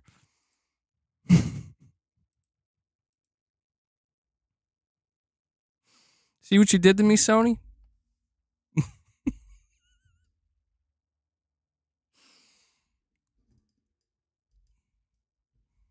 Maybe we'll just settle for some Steven Seagal quotes now. Look up Goku turns Super Saiyan 3.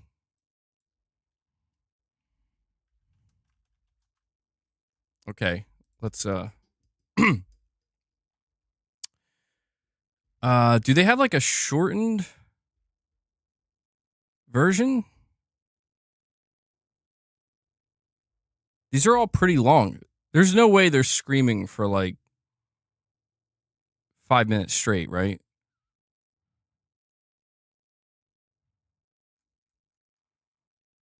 The video that you're recommending, how long is it? And RU46 N2 Ray comes in and drops another 5 membership gifts on you guys. Ray's keeping the train going today, and he brings us up to 21 members. So we're officially 4 away from hitting the goal, as we're just trying to find some appropriate sound effects to express our emotions.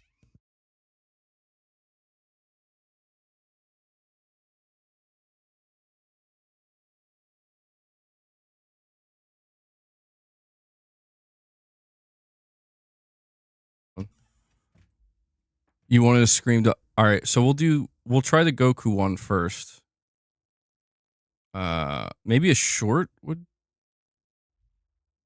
What you're seeing now is my normal state. This is a Super Saiyan. Super Saiyajin? And this is what is known as a Super Saiyan that has ascended past a Super Saiyan. Or you could just call this a Super Saiyan 2. You've changed your hair, so what? All right, I'm going to assume that's the wrong clip, because there was no screaming. Although I did learn something. Hold on. What's...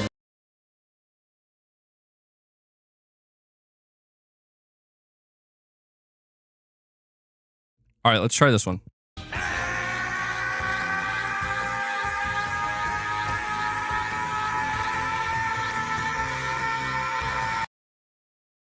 Well, I mean, damn. That's a scream, all right.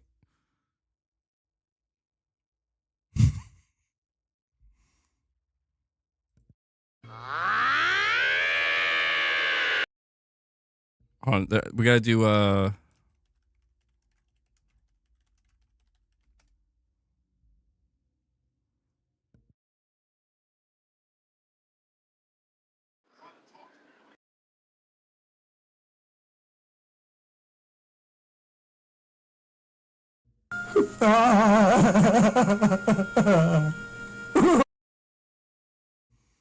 I'm sorry, I'm trying to find one of Steve from American Dad yelling or screaming. Hold on. Sorry guys. This is per request.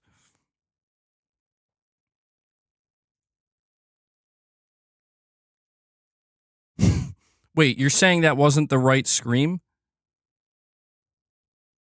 Are we going to rant like you promised? Well, I was ranting earlier. The smoke itself behind the gym. The F stands. F. こいつの方が爆発するぞ Don't worry, Barry know what to do.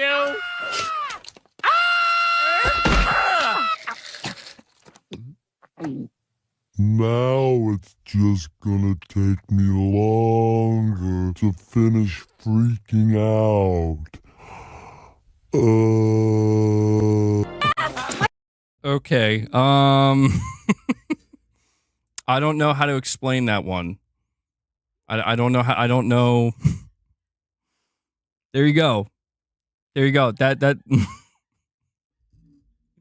many times, like, bro, what did I just walk in on? We're gonna move on from that one.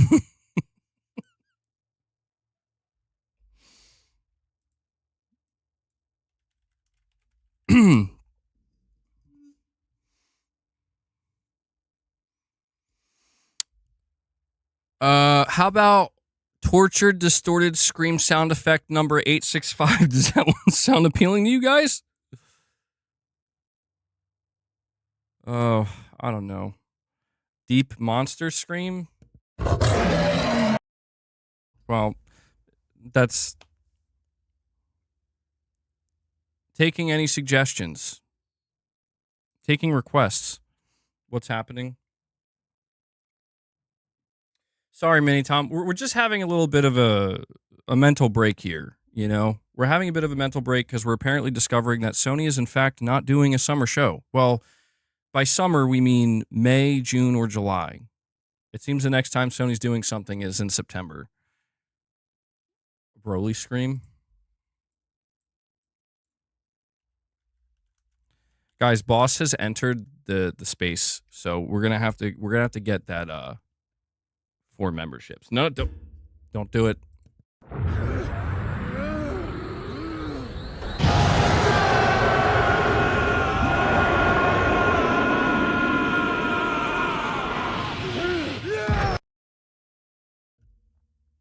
Boss, okay. Apparently, the Super Saiyan screaming has intrigued boss. It called to him. You got it. Oh, I'm sorry. Yeah, I'm sorry if that came through on the camera. Come on, come over here. Come on. Come on, don't. Boss, no. Okay. Okay. Okay, we're not doing that again.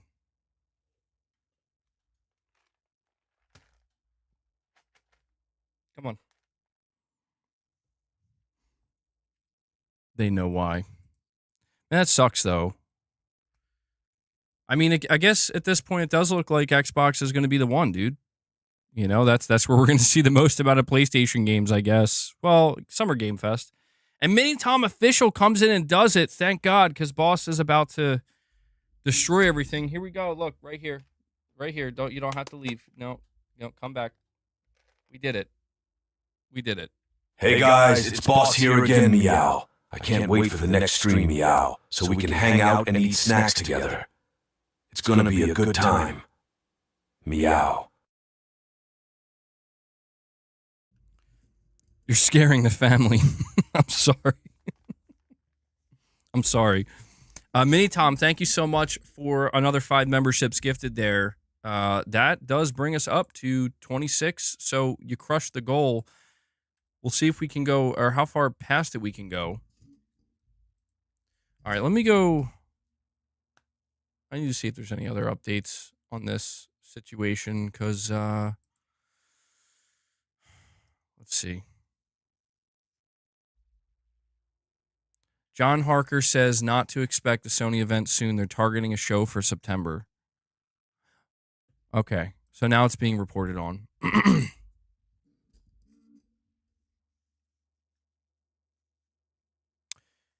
If I were to just guess, they will probably target one for September. John Harker says, indeed.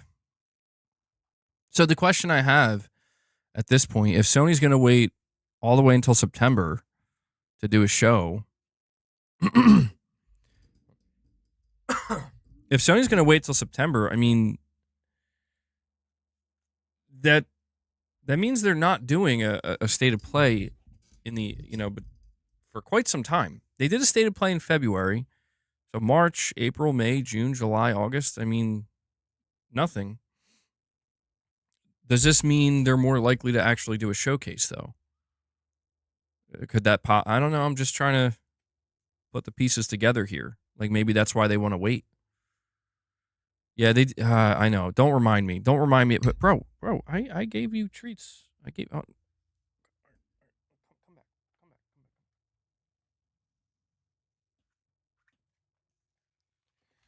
Don't remind me that they did a Borderlands 4 state of play, man. I mean, is it possible they could do a state of play for like Sorrowos or Ghost of Yote before a September show?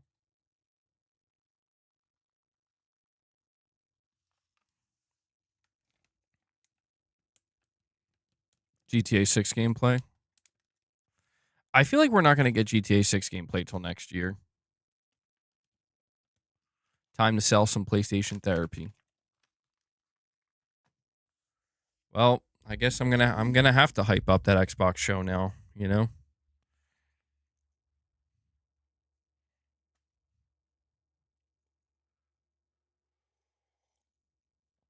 You think Yote has to be shown real soon? They can't wait till September?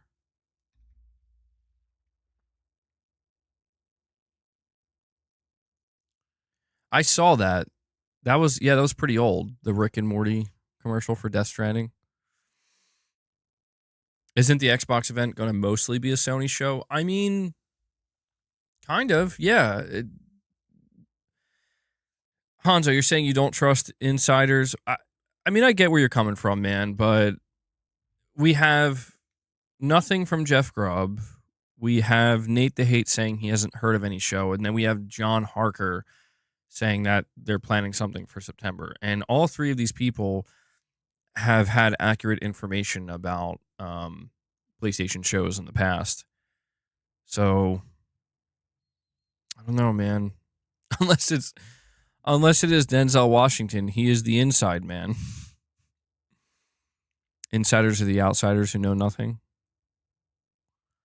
Well, the best thing we could there are like two things we can maybe hope for then. We can hope for Sony showing up at Summer Game Fest, or we could hope for a dedicated state of play for an individual game prior to September. Console appropriation. I mean, I'll be honest, man. I'm not going into the Xbox show feeling like it's a PlayStation show. I'm going into it more interested, since it's like anything that's shown could end up coming to the console I play on. But yeah, I don't know, man. I kind of just want to see these PlayStation Studio titles. I'll be honest, I'm okay with the idea of Sony waiting till September if it means they're going to put on a big show. If they're just going to come out with another state of play in September, and we like basically had like a 4 or 5 month period of nothing, that's going to be very disappointing. So if the idea is skip a state of play and put on a big showcase, I'd be okay with that. But as of right now, we don't know.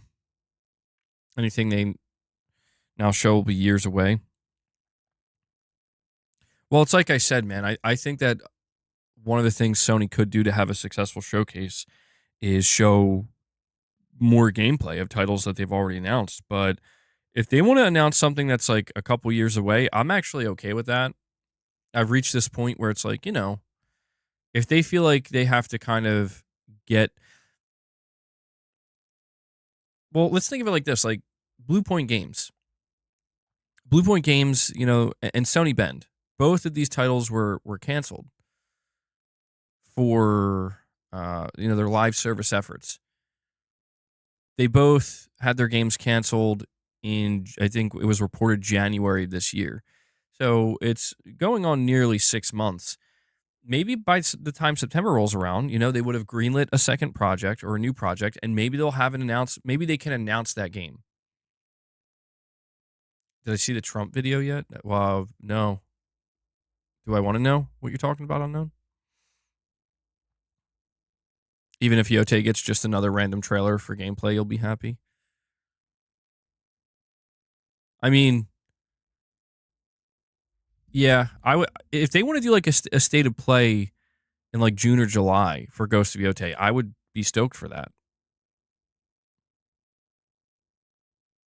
He pulled out a TV in the White House. Hold on. I mean, if it's that funny, it's got to be trending, right?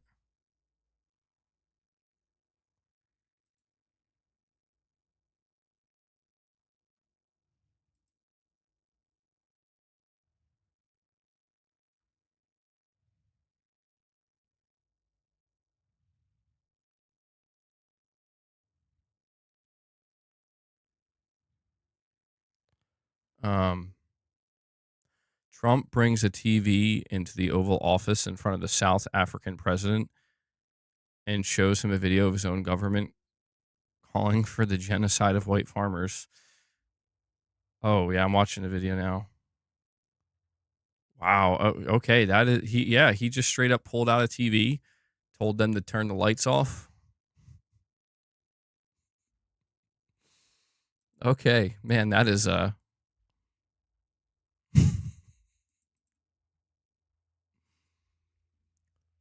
these are some wild times we're living in, man. Trump plays Stellar Blade.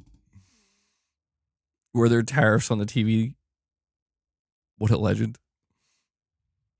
Reminds me when teachers pulled out the TV in the class. Yeah, it kind of has that energy, Mr. B. Has that energy behind it. It's going to be a big, beautiful dome. A golden dome. It's going to be huge. Hellblade 2 trailer popped up after the video. Did they put a trailer out yet? I didn't see any trailers for Hellblade 2. Let me check. Nothing uploaded to the PlayStation channel, so I'm not seeing anything there. I don't think they did put out any trailers, actually. I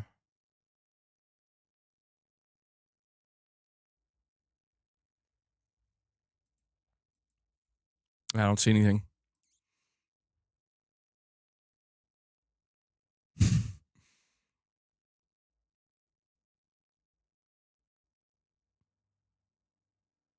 Yeah, I don't understand that banning violence in video games. Like, it's been proven that it's not gonna happen because there's no links or correlations. Jack, you're saying it's not like Sony doesn't have stuff to show. Yote, Sorrowos, the God of War, Kratos side story. I mean, the thing that I find hard to believe, just because it would be so unusual, is Sony going this long without doing something. Now, I'm not saying it would need to be like a regular state of play, but I don't say that, Terrence. See, this is you guys are going to end up willing this into existence. I've seen multiple people say, "Oh, don't worry, we're going to get something in between that's going to be it's going to be fair game state of play." Don't do that to me. I'm going to be honest, I would be excited for that. And you know why I'd be excited? To just laugh and go off, right? Like, that would be a good time. You know what, actually, on second thought, do it. Let's do it. Fair game state of play. Rip it to shreds, man. Let's have some fun with it. Yeah, it's an enhanced edition. They said they're going to have some kind of new update for Hellblade 2. They didn't say what's going to be in it, but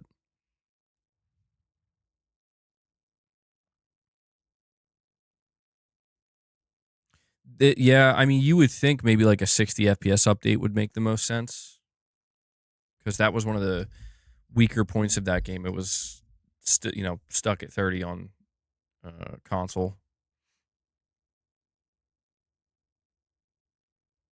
Enhanced with more walking than ever. It's a shame, man. Like, I hope that apparently Ninja Theory is making a Hellblade 3, and I hope that they make some big changes, because I really feel like they have a lot of things nailed down. Like the look of the game, graphically it looks incredible. The atmosphere, I think, is really good. The acting, the performances, even the characters, I think, are interesting. I just think that, yeah, in terms of like it being a playable video game that feels like there's a lot of depth, I think it's completely missing that. Smurf says, will the update include some actual gameplay?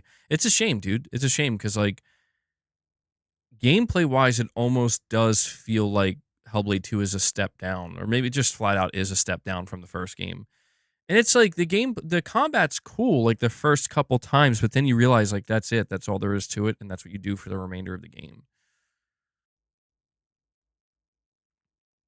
I don't know. Maybe I would have to maybe go back and replay Hellblade 1 or watch some more watch like actual gameplay of it again, because maybe I'm misremembering. I don't know. To me it feels like I got a greater satisfaction out of Hellblade 1 compared to the sequel. Replayed on PS5 for the plat? Doubtful that I'm gonna do that, man. I'll be honest.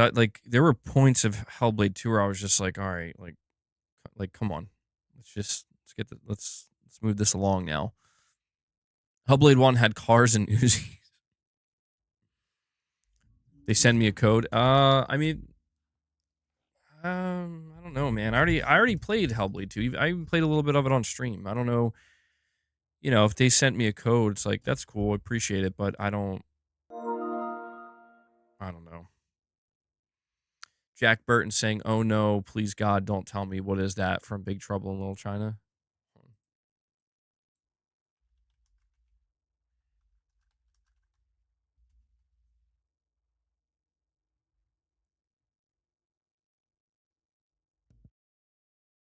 Now we must satisfy the first suffering emperor by destroying this. Not so fast, gentlemen. Is it too much to ask, Thunder? Kill him for me!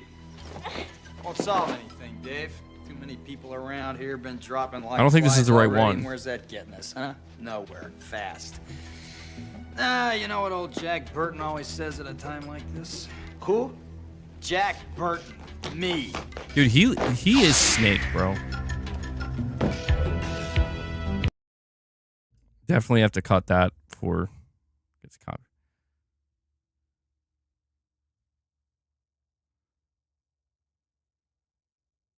Jack Burton knocks himself out.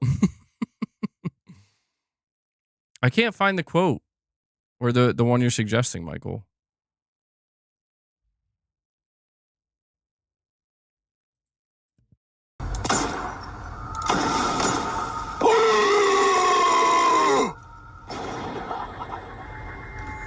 Oh no!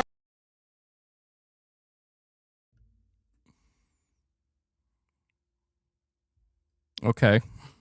That definitely wasn't the one. Michael, I'm sorry. I'm sorry I've let you down, man.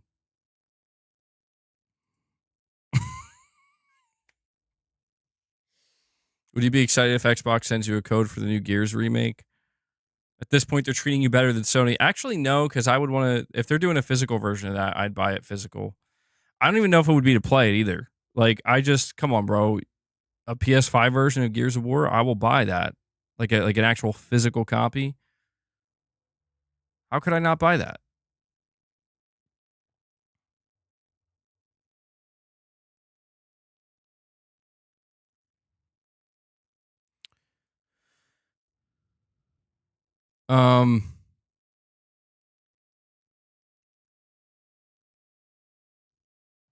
It seems like Microsoft basically opened the floodgates when it comes to giving out like codes and stuff. It seems like they just basically give them to everybody now. I don't know if that's going to be like, I don't know if it's just for certain games or whatever, but they definitely seem to have changed their approach, I would say.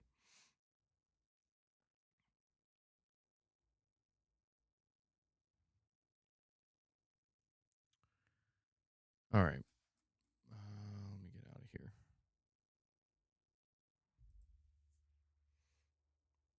These new channels with under 50K subs get codes.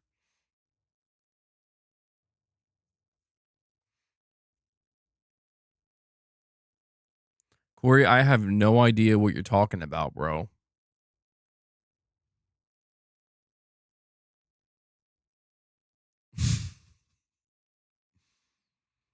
I mean, there have been rumors swirling for a while that Starfield's coming to PS5, but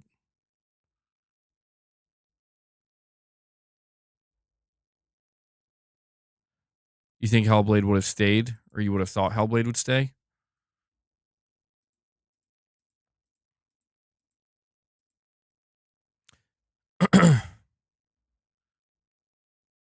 Well, I mean, keep in mind we got rumors about Hellblade coming to PlayStation like months ago, like numerous rumors. The same thing happened with Starfield, and so it just seems like, oh, Chrono Trigger remake. Okay, all right, now it makes sense.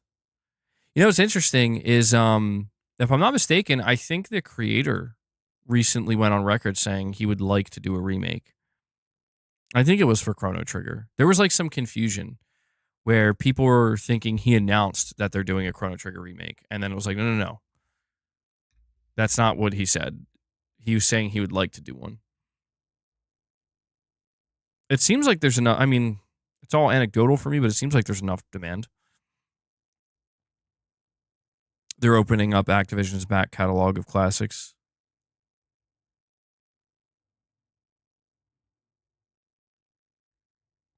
People are overestimating and underestimating the Switch 2.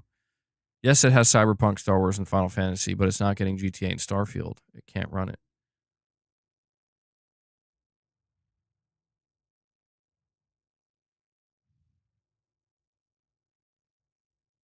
He just has to do a GoFundMe and he'll reach the goal in a week. I'll do it myself. That probably would work. I could see it working. If you cared more about the story in Hellblade, then I think you will like I think you'll like Hellblade 2. Like if you don't really care about the gameplay too much.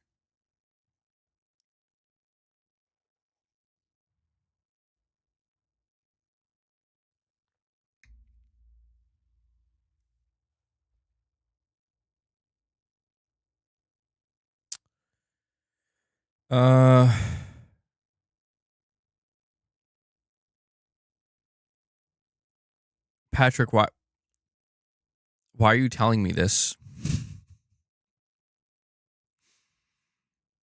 I just read your chat. It's like why are you telling me that? Is there something I should know?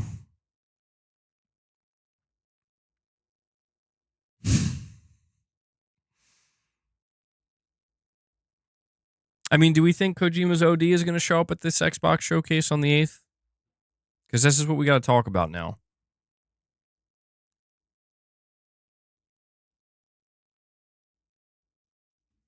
Let's go see if there's any more updates.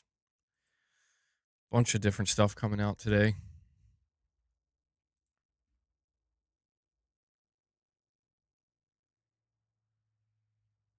Somebody says they're going to blame Herman Hulst just because.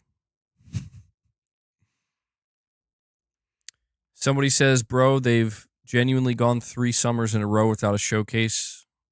I don't think people are realizing how nuts that is, for F's sake.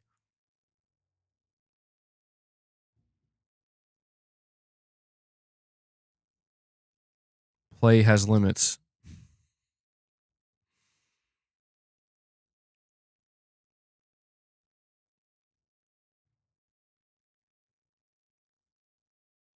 This person says, this is an interesting exchange. This effing sucks, and fans will say Sony will show when they have to show, which also sucks. It's been like 3 years since we had any good showcase to hype us up. These little sprinkles of games from first party are kind of crap. Mentally, it feels like Sony has no games because they don't show anything that often. And when they decide to show it, it's on some random Tuesday on a blog or something. Sony's marketing team needs to go back to the PS4 era. Nothing will beat seeing the Fireflies logo or seeing Kratos with that full beard walk out of the shadows. Now we have stated plays with 10 anime games and 1 first-party title.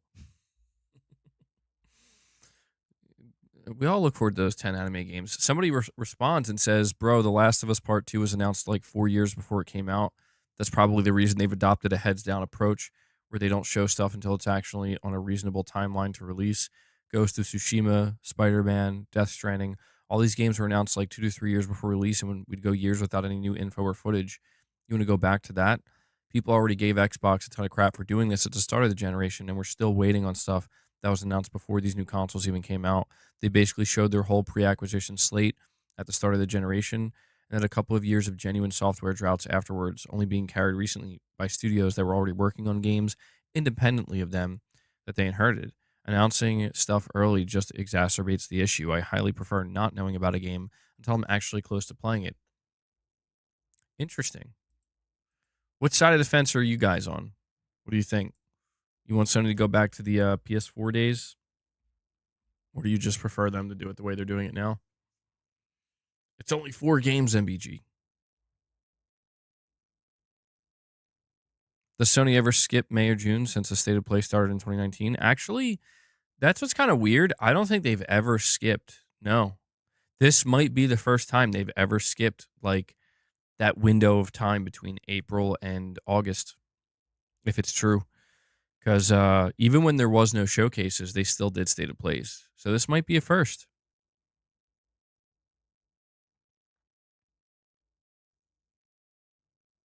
I think 2 years in advance is good enough.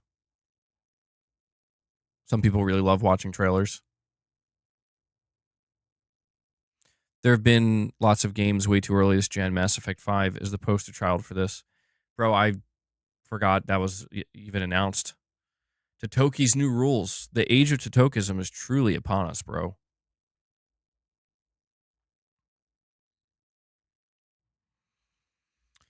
You're a trailer watching Stan.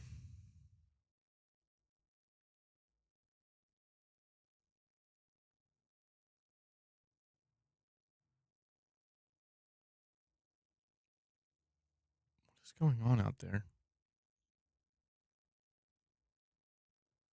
Well, I mean, I don't know. I see both sides of it. Like, it's true, it is annoying to get games announced like years in advance and you just go years without seeing anything or hearing about anything. But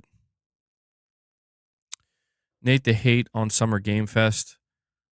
I know of a few Japanese games being shown and revealed at Summer Game Fest. Your expectations don't seem to be high, so you should be thrilled. All right, well, hold on. So, on the same Reset Era thread on not hearing about a PlayStation event, as was already posted here, Nate the Hate said some things about Summer Game Fest. In a reply to this for extra context, let me see exactly what he said.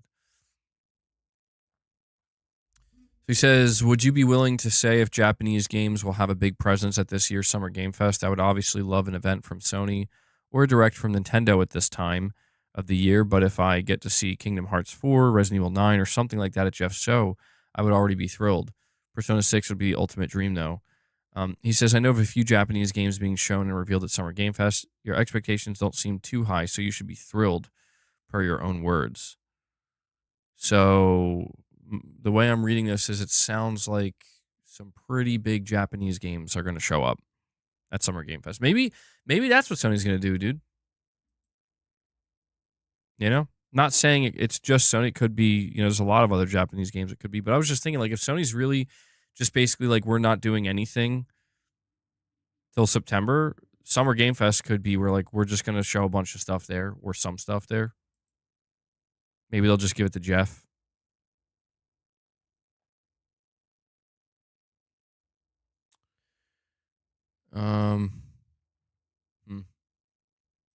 Okay.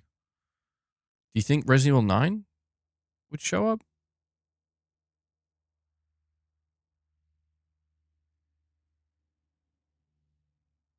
That would be surprising to me if Resident Evil 9 showed up at Summer Game Fest.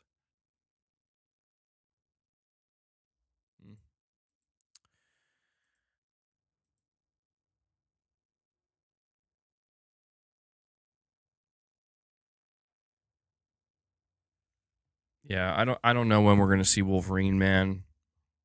I feel like I've practically given up trying to predict when we're going to see it.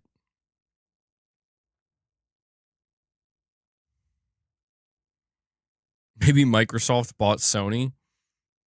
No. We got Mafia 4 plus Yote plus MGS3 plus Death Stranding 2. That isn't bad this year for me anyway. No, I agree with you, Carl. I mean, look, I'm just grateful that we're not in like a games drought. That would suck. That would suck. You think they're reworking it with the political narrative changing? I doubt it. I doubt that has much bearing over their decision making with stuff like this. At least that's just kind of the vibe I get from Sony, Because Sony just kind of lets their studios do what they want, man. They give their studios quite a bit of freedom.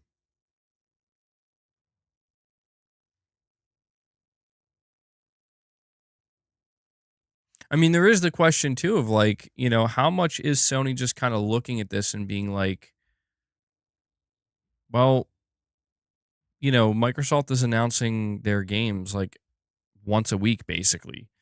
It's like every week there's another Microsoft game being announced coming to PS5. How much is Sony just like, whatever, man? Like, we're not in a rush. We don't have to rush anything. we could just take our time. If we got to wait till September, we can wait till September. I could see that happening. Wolverine being the swan song of the generation. I mean, if it doesn't come out till 2027 or even 28, I mean, that would be because the entire game got rebooted, which it's possible. I don't know how likely it is, but it's a possibility. It's happened before, man. No need to compete if you don't have to. What's Forza sales numbers looking like on PS5? Last we heard like 1.4 million. Yeah, that's just easy money for Sony, man. Sony doesn't have to lift a finger. Candy cane claws.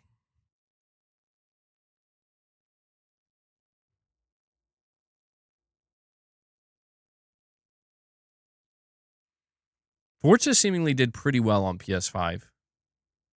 Yeah. I still think it would have done better if they launched a physical version, but it seems like it did pretty good. Yep. Yep.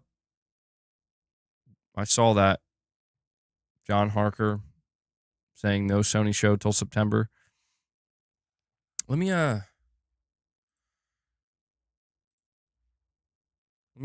post about this.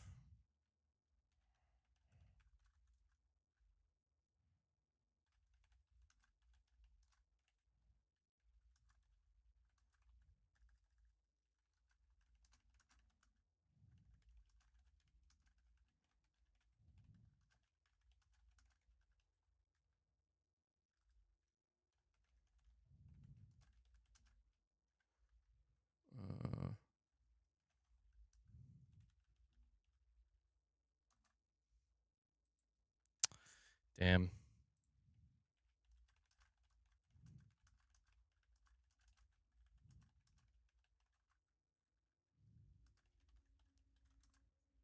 That sucks, man.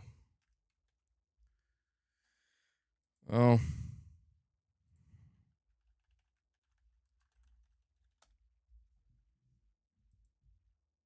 I'm just surprised. I gotta say, I'm a little bit surprised. Because I don't know, man. I was very much expecting not to get a showcase, but it's just like, to then find out, well, you're just not getting anything. It's like, oh, okay.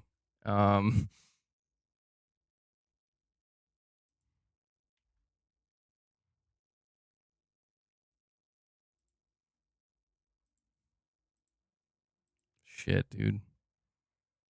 Yeah, I don't know. I'm starting to think this Venom game is not real. What's the next big games coming out?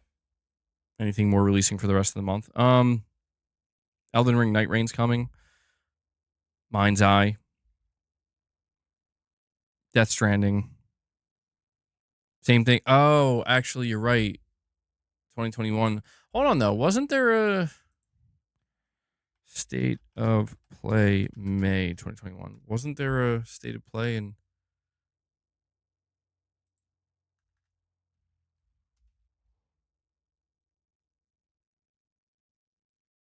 Oh, okay. See, that's interesting. In 2021, Sony did a Horizon Forbidden West State of Play.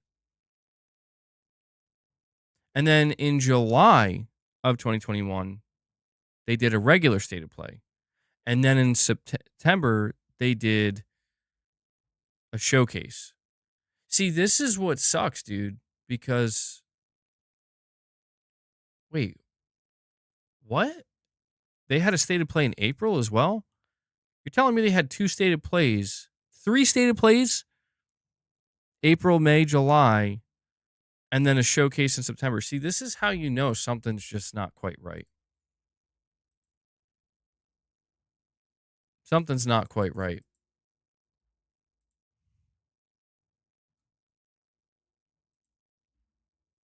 That's crazy. Yo, why don't I remember that? Sony did 3 State of Plays and practically within 3 months. So there's still hope. I mean,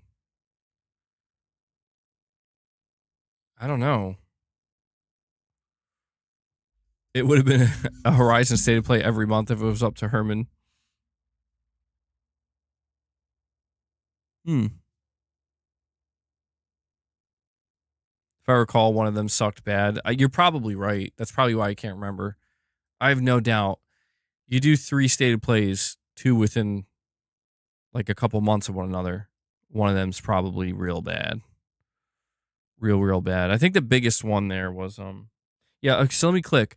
There was a 46. Oh no, dude. Okay, you know what? Death Stranding director's cut. I'm looking over it now.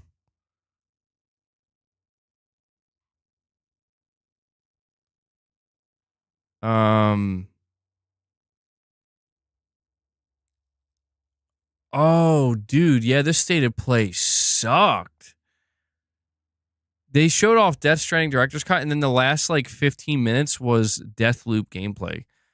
Oh, you know what? You know what? See, this is why it's important for me to go back and look, because it's like it on paper it looks like, wow, look at how much they did. But then it's like, you know what though? Was it good? Was it good, man? Was it? Did you enjoy that? Did you enjoy sitting there for 15 minutes watching more Deathloop gameplay for like the 10th time? Oh man. Sony gets funky with us at times. Yeah, that's one way to put it, Corey. They get funky with us, yeah.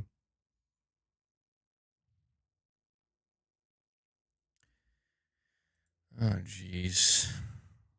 Oh jeez.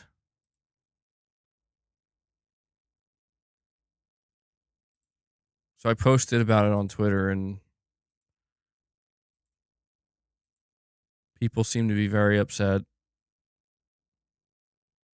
Ooh. It's getting rough out here. Who is John Harker?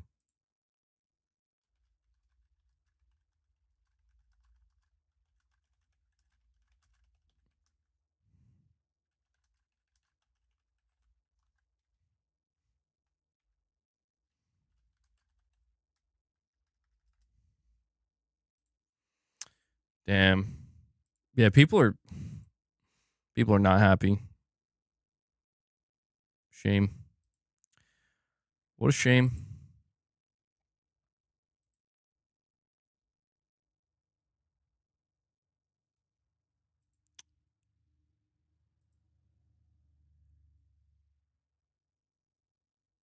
That's crazy. Yeah.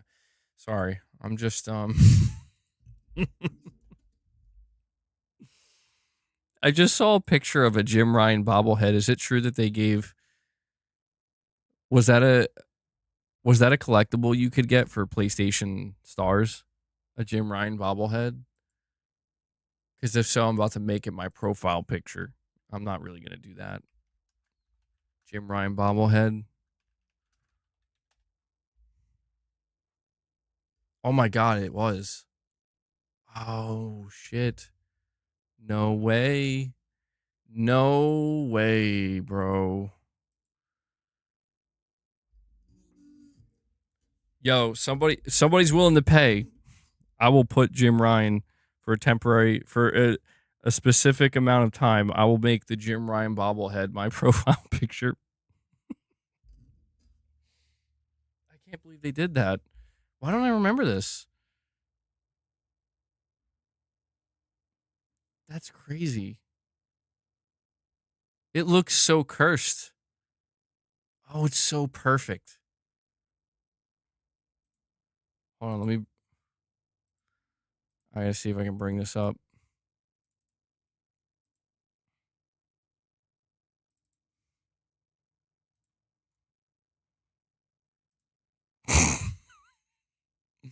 Boom! Jump scare. Watch out. The Jim Ryan bobble. I gotta get that framed. The Jim Ryan bobblehead. This is what we need. You want to showcase? You'll get a fucking Jim Ryan bobblehead and you'll like it. I am losing my memory, yeah.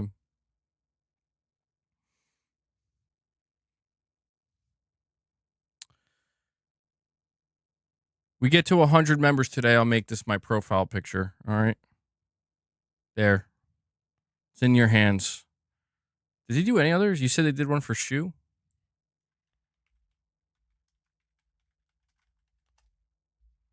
Oh, they did. His looks better, though, for some reason. I don't know. Jim Ryan's just... As soon as the Yote trailer shadow dropped, it was certain there would be no showcase of any kind. I mean, yeah, I was getting that feeling, bro. I'm not gonna lie. When they just like put it out there, I had a strong feeling that that's what it meant. But you know, I gotta keep inhaling the hopium. You know, it's part of the job here until there's just no more to inhale. You know, inhale all the hopium. Till there's none left. Let's see. Well, we have PlayStation Pete. Member for 40 months. He says, MBG, how about a live service Astro Kart game? Or a live service Ghost of Yotei Legends game? Do you think Switch 2 will do as good as the original? I think the Switch 2 is going to do very, very good. I don't think it's going to do as good as the original. No. I think it'll reach 100 million easily, you know, over its lifetime. I don't know that it's going to go to like 140, 150, though. And, yeah, I mean, an Astro Kart game sounds great. Live service? Why not? I mean, believe it or not, that's like one of the things that I would actually have no problem with. Why not? You know? Ghost of Yotei Legends or something, or a Ghost Legends game. They got to do something more with that. They have to. They really have to. Like, Ghost of Tsushima Legends was so good. Sucker Punch has a real talent.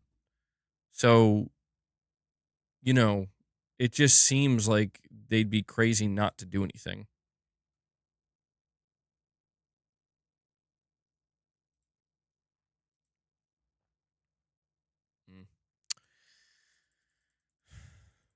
Yeah, I'm not sure, though. There were job listings a while ago that Sucker Punch was doing something with multiplayer, but we haven't really heard anything since. I mean, this is like years ago, like 2 or 3 years ago.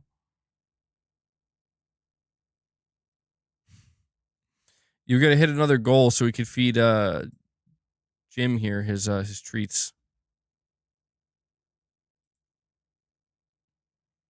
Ghost of Legends was good, yeah. Easy Tone, you're saying, damn, just saw your tweet about no Sony show till September. I had a feeling with them dropping trailers like Yote out of nowhere versus a May/June show. Yeah, I mean, look, man, I don't want to say it's like official, but in my opinion, it pretty much is. You know, like we have multiple insiders saying they haven't heard anything, and we have one insider saying that they're not doing it. It's happening in September. You know, could they be guessing? Could they all be wrong? I mean, maybe. The Horizon Online game is still happening. Yeah. Well, like I said, man, I'm not going to give up, you know? My hope is that if they're going to wait that long, it's going to be good. It's going to be worth the wait. But, you know, who knows?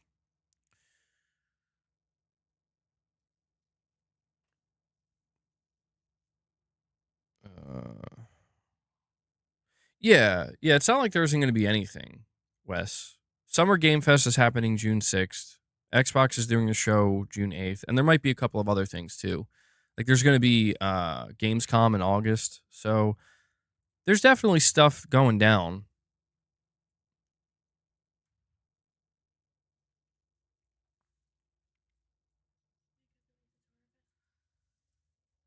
Yeah, that's fine. Okay.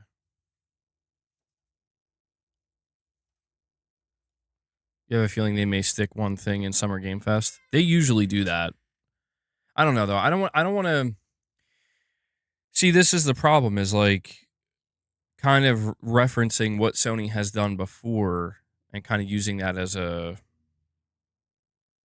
a measure of what they'll do next, it's at this point it doesn't make any sense. It's been a strange generation, but you are enjoying the PS5. Yeah, I don't know, man. I just it's been a weird year, you know. It has been a slightly weird generation. It's been a weird year, and I just I want to get to a point, man, where we're not hearing just consistent bad news from Sony. Because I know people on my channel, they get a little bit disappointed or frustrated when it's like, seems like that's mostly what we're covering, but it's just, I don't think it's maybe some of it's my fault, but mostly I would say it's not. It's just because it's like, this is where we are, man. We're like, for every good thing Sony does or any piece of good news we get from PlayStation, there's just, the next day, 2 or 3 bad things as well. And it's not that I expect things to be perfect, but it's just the balance has been a little bit off. And I'm just eager, for PlayStation to get back to a place where it's like maybe not so much bad news, or if not bad news, just news that isn't really that interesting or exciting and actually just tends to kind of highlight some of the more sterile business oriented things.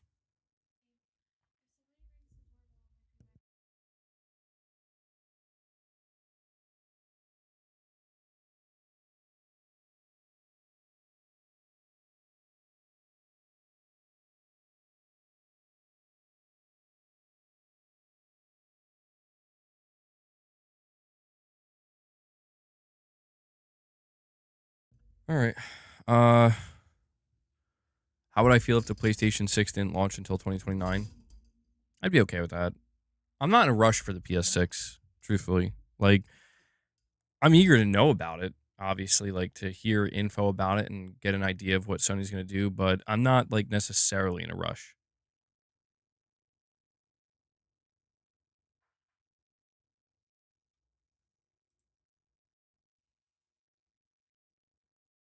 God. The PS6 2030? Nah, that's too late. I think that's too late. I mean, they could do it. It would be shocking if they waited that long, though.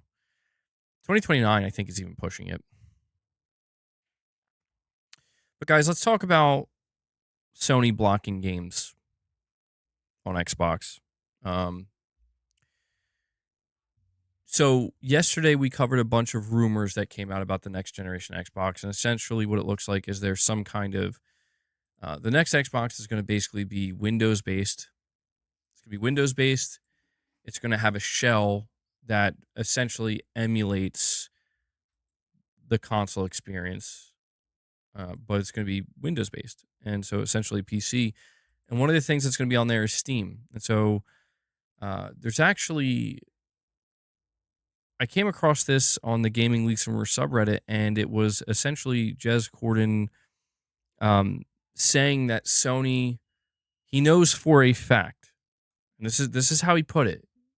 He says he knows for a fact that if Sony decides they want to block games from being on that device, the next Xbox device, that they can do that. And this has caused a lot of arguments because people are pointing out that that goes against Steam's like guidelines in terms of service. Like they can't. Yeah, and Tom Warren said that that can't happen. But this is weird to me because it's like, why would Jez Corden say that so definitively if it was not true? Because everybody seems to be jumping on like, no, like they can't do that because Steam doesn't allow that. So it's kind of weird.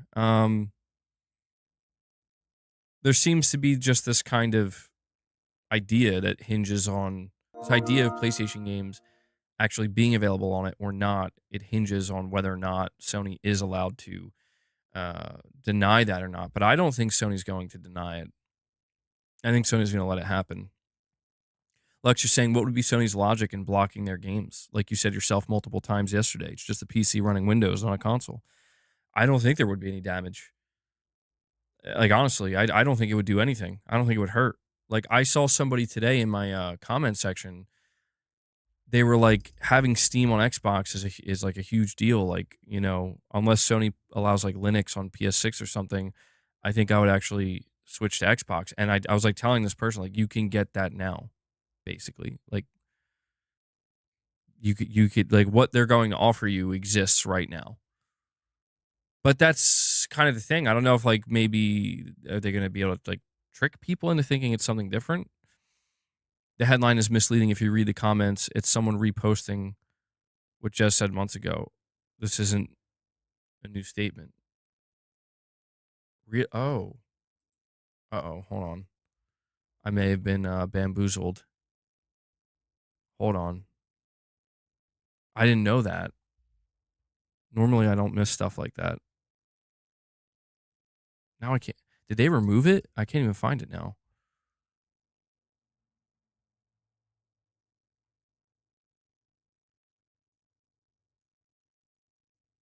Oh, I think they did remove it.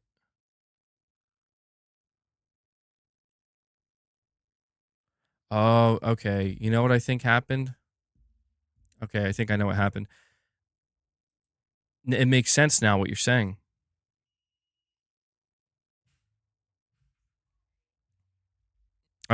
I wanted to believe it. No, that's the thing, man. It's like, if somebody, even if that were to be true, if that were to be true, I would not assume that that's what Sony would do. I wouldn't. Because it's like I understand why the conversation around it exists. Okay, so I'm glad you clarified that, because I actually didn't realize. No wonder why that post, I guess, ended up getting deleted. They made it sound like it was like he reaffirmed that again. Because I'm aware of what he said a couple months ago, and then everybody was saying, no, that's not true. But you think they would just stop releasing games on Steam altogether? I don't know. I think what's going to happen is very simple. I think Sony is, by the time the PlayStation 6 rolls around and by the time the next gen Xbox rolls around, I think Sony's just going to feel at ease. You know, they're going to feel calm and no pressure. You know, they're probably going to be a little bit worried about whether or not the console market's really going to, if they're going to be able to maintain the momentum they have. But Microsoft is on their team at that point, dude. You know, they're not, because here's the thing I still can't wrap my head around, and it makes no sense. And I need somebody to explain to me why Microsoft would do this. If Microsoft announces their next console and it's like, listen, you can boot up Steam, or your Steam library can, you know, be accessed, right? If this is what they're going to do, what that ultimately equates to for Microsoft is, okay, so let's say it's a Sony game, Helldivers 2. Somebody buys Helldivers 2 through Steam on this new Xbox device. 70% cut goes to Sony. The remaining 30% goes to Steam, and Microsoft gets zero. This is what I don't understand. Like, what's in it for Microsoft here? There has to be something. And I mean, is it just the hope that if we give people the most amount of options, it'll just seem like a better option? It's like a better device? Is that kind of the play that they're going for here? That kind of makes sense. Like, maybe they're just, you know what? Hold on. I think I figured out, from the consumer perspective, the question I just asked is irrelevant.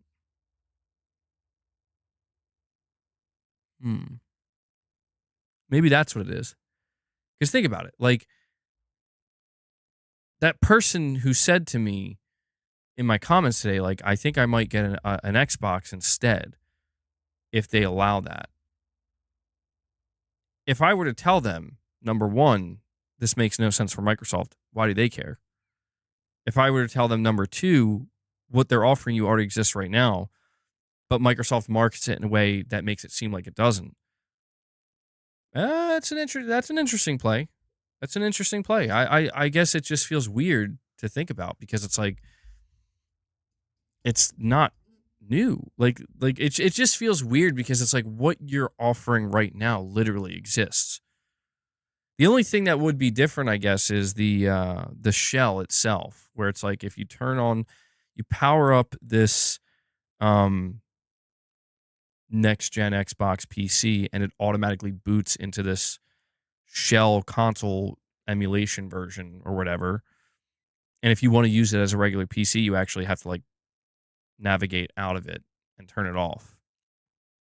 I guess it's like it's no different than we think about Valve wanting to make. We think about Valve wanting to make their own console, and it'll be a Steam console. I mean, you boot it up, it's going to be in big, what do they call it? Big picture mode, right? It'll ship with a controller. So it's like, is that going to be running full Windows too? Like in the background? I don't.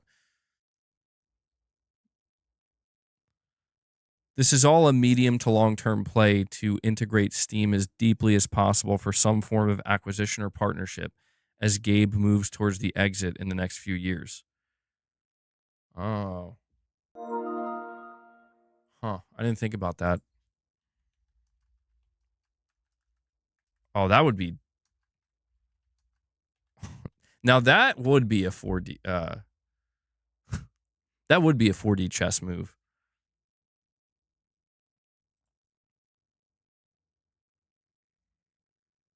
Well, so Valve is an independently owned company.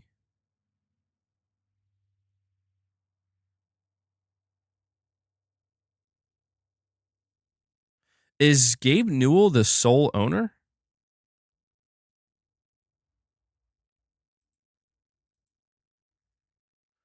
Lux, you're saying, don't you always say PCs are 2 to 4K?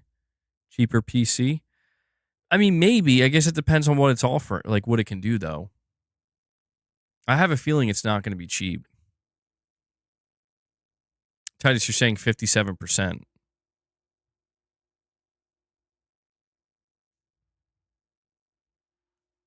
Gabe will never sell, but I've always said here they would wait until he dies.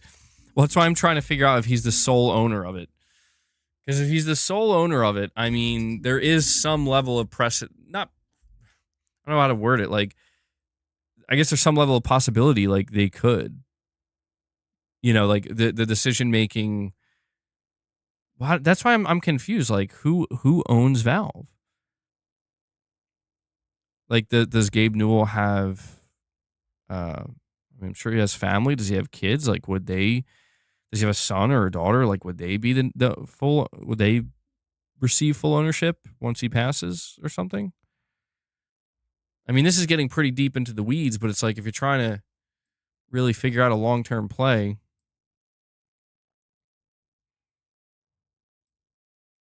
why would any sane person sell Steam to get really, really rich and then never have to do anything for the rest of their life? Gabe owns over 50%. Okay. So who owns the other 50?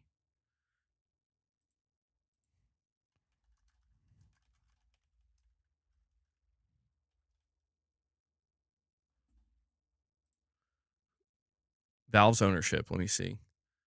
Gabe Newell owns only 50% of Valve, even though he's not listed on the stock exchange in their wildly popular handbook. They've never taken external funding. Who has the other 50%? Employees receive stock or stock options as part of their compensation and are therefore partly owners of the company. It seems likely the executives and the long-term employees of the company own most of the stock. But that is hard to verify because the company doesn't make it public. Okay. He got divorced. It's extremely likely his ex-wife received stock. Oh, that's it. Okay, so that's actually wow. So okay, my question is, if Gabe Newell eventually passes away and he owns 50% of it, surely he gets to decide, who inherits that 50%. I don't know. It seems a bit complicated, and it seems like no one can really figure it out because it's all private. But Steam's worth a lot, or yeah, Valve as a company is worth a lot of money, dude. A lot of money. And I could see Microsoft playing that long game. I really could. I could see Microsoft just basically saying, if it takes 10, 15, 20 years, doesn't matter. Eventually we're going to offer somebody or a group of people a sum of money that they will not turn down. 13 billion. Because I mean, that's the thing, man. I am calling into question, like, what is the long-term play here? Eventually 6 companies will basically split the world between them. We are headed in that direction. Yeah. It's all about the storefronts. Microsoft's want a percentage of every dollar spent on games on every platform to flow to them. Yeah. I mean, they're a software company first and foremost. I think that is what they want.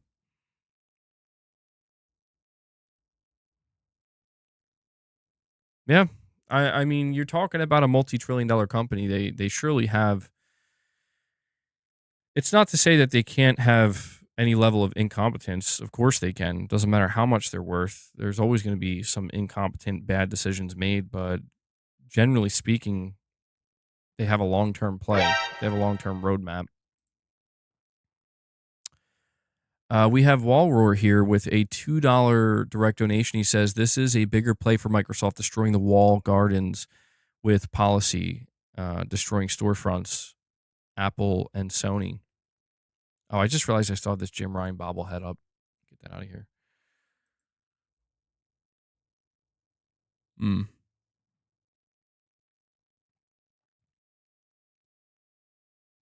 Yeah, I mean, it's really interesting times, man, because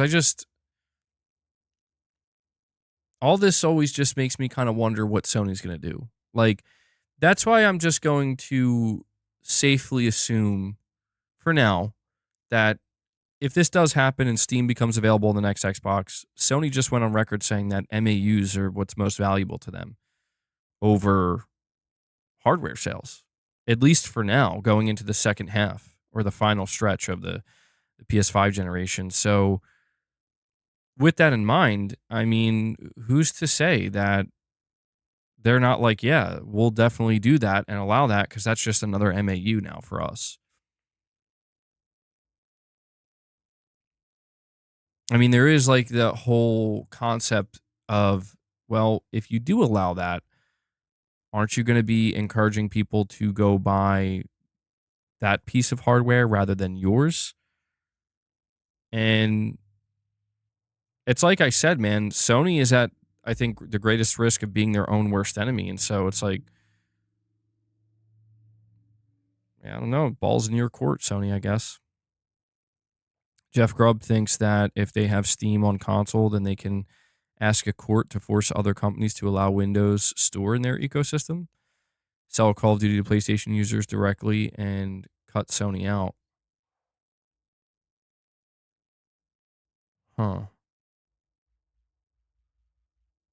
Ah, okay. Yeah, that's kind of like what's going on right now with Epic and Apple, right? Oh, that's nefarious right there. That could be a play. I don't know. What do you guys think? You think that's what Microsoft's trying to go for?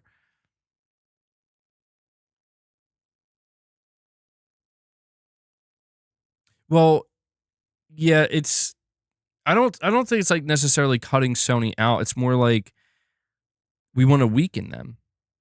Because think about it, like Sony would never allow any other storefront on their platform because, like they have a stronghold. It's like we have a massive platform and we have our store, and that's where we want all the money to flow. In that, all the money flows through that one storefront on this platform. And so if somebody could, undo that and make it so Sony has no choice but to allow another storefront on there. But I guess my question there would be, and this is where like I don't understand the whole litigation process. Like, is that allowed? Like, is Microsoft allowed to do that? Like, is Microsoft allowed to say like, well, we did it, so now you have to force them to do it? Like, how does that work? Like when it comes to overruling, I guess it's like, what reasoning would be given that like, well, yeah, like Sony, you're not allowed to do that anymore. Like Microsoft's allowed to put their storefront on your platform. I don't know. Like I guess what I'm trying to ask is, I'm trying to frame this question better. How could that occur for Sony? Like what reasoning would be given where it's like, yeah, you're not allowed to decide anymore who storefront does or doesn't come on your own platform. It'd basically be like stripping away ownership of their own platform or control of their own platform.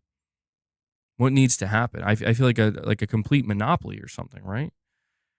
People forget when Satya said with a smile, "Let us compete." He wasn't talking about the little console. He was referring to taking everything. That I believe. Yeah, Satya Nadella, he's got that evil smile, bro. He looks exactly like he should. Microsoft already called out Apple blocking the Microsoft Store.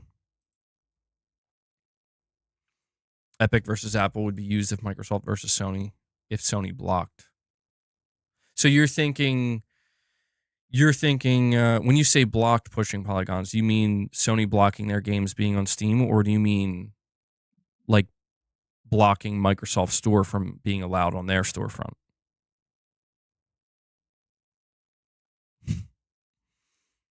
I mean, Rudy, I get where, I don't know. On Sony's platform, okay.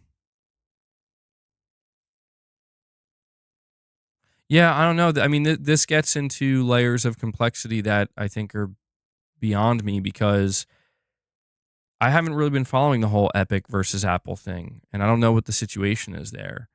Um, I mean, from a high level, I guess it's just like I have a basic understanding that it has to do with cash flow and where the money's flowing, and I don't know if I understand correctly, but it's like Apple wants complete control, or they want a larger chunk of the pie without doing anything. I'm not sure.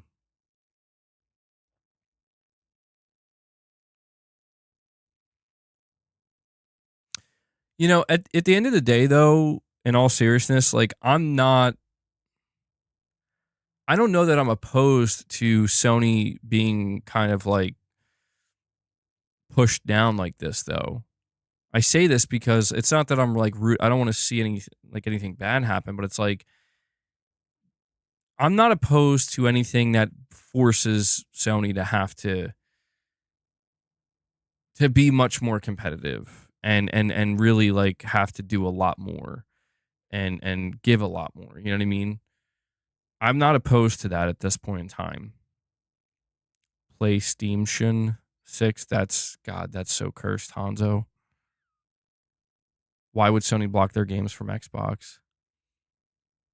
Well, maybe Sony, I don't know. This is where it's like maybe they understand that this is what's going to have to happen. I mean,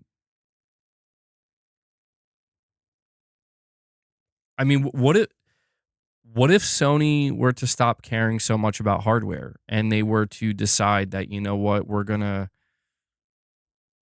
start putting our storefront in other places? How does that, I mean, would that hurt Sony? I mean, you would think it would hurt their bottom line in terms of hardware and hardware revenue, I think. It definitely would hurt, but that's why I feel like when you look at what's coming up with the next generation PlayStation, it's like, dude, I don't know exactly what to expect, but the rate things are going, that thing's going to be like $700 or $800. And that's, to me, that's no longer a mass market device. you know? And, the only other option is, well, we can price it lower. We can price it lower, and if we do that, we could keep it a mass market device, but we're going to lose so much money that it's like won't even matter. Anything we earn beyond that is just going to offset what we're losing. So in other words, they're going to sacrifice profitability. And when you consider that that's like Sony's biggest issue right now that they're trying to solve, I don't see them doing that. So if they are looking down the barrel of we have to put out this device that's going to be $700-800, and that's absolutely something we've never done before, and it's going to devastate our hardware sales, what could you do to mitigate that? What could you do to kind of change that? I mean, I don't know. I'm just spitballing right now, but maybe it is the idea of like we should expand our storefront. But one of the things that I think is worth keeping in mind is that if Sony were to do that, they're probably going to have to make some significant changes to their storefront to be more competitive. Because if we start to see Steam become more widely available, across more devices, like they have their own console now, and then they're going to be on this next Xbox. Steam is, for a lot of people, considered like, the gold standard of a digital storefront. And, somebody said earlier, they were like, Sony, how, you want to retire your Stars rewards situation, all right, how about in place of that, we're able to refund games within 2 hours if we're not satisfied with them, like you can on Steam. Change your refund policy. And it's like, yeah, that sounds like a great thing to me. And this is why I'm saying, like, I'm not opposed to more pressure being applied to PlayStation, because it's stuff like that we might end up getting, where it's like Sony might come out and be like, we're introducing a new policy. We're updating our refund policy. You can return a game within 2 hours, no questions asked, or whatever. Basically, like, almost like a demo. It almost feels like you're allowing free demos at that point. Obviously, there is a difference, but I don't know, man. I don't know. It's a tricky situation, and it's one that, as of right now, it seems I don't think we're being given extremely clear. We're not being given a clear roadmap on this is exactly what we're going to do, but I think there are enough hints that I think tell us what we need to know. And I think part of what we need to know is that they're on record saying that monthly active users are now the most important thing. And when you think about that, it's like, okay, well, what does that mean for the hardware? Right? I think think about it. It's like, it means the hardware is now less important. Still important, but less so. Why would Sony feel comfortable making that, that declaration or announcement to their investors? There's things to consider. Scuba Tank, I'm not going to read your full name. Scuba Tank says Apple versus Epic is mainly about Apple locking in app payments to its store. Epic wants to be able to use their own payment system in app so they can keep 100% of the microtransactions. Yeah, okay. That's exactly what I thought it was. Something along those lines, where it's about the money flow and where it's going. So Apple locking app payments to its store, essentially what that means is that for they're ensuring that every microtransaction that flows through, every microtransaction that occurs in Fortnite, Apple gets an automatic 30% rip and Epic gets 70, correct? What does that sound like?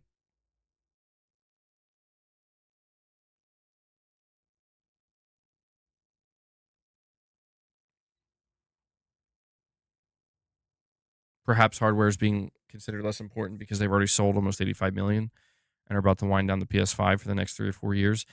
I don't think so. I think it's mainly due to the fact that they're expecting an impending price increase. You know, like Sony's out here saying we really don't want to increase the price, but they're making it clear that like they may have to. And I think they understand that if that happens, it's kind of over. Like, let's just face it. I'm not saying like console hardware won't do well, but it's like the days of growth are truly over in this market if they have to come out and increase the price.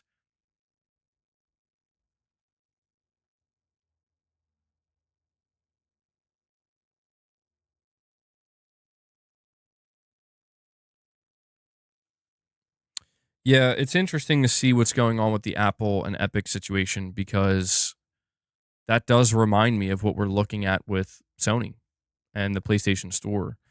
And my question is, what is the argument that Epic Games is using?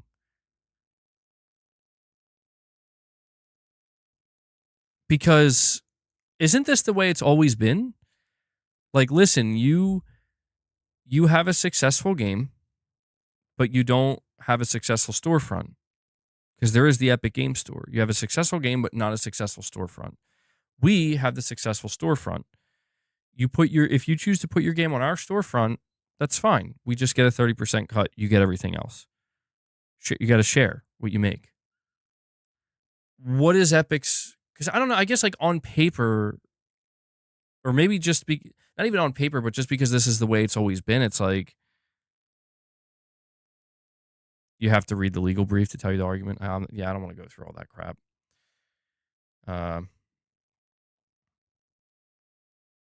I mean, I guess it seems kind of fair. Okay. That explains it. That makes sense. Because they block other storefronts.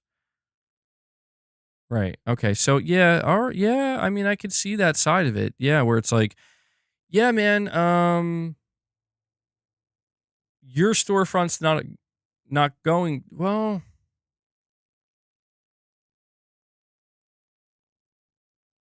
Yeah, this is a tough one. I don't know. I don't quite know what's right here. That's a tough one. Epic is a storefront on Apple. So why would they want to share? Epic questions where Apple comes up with the 30%. Because the thing is, this Epic versus Apple situation, I guess I never really paid much attention to it because it has to do with like mobile, but I could see this immediately making its way to the console space, or between Sony and Microsoft and whatever.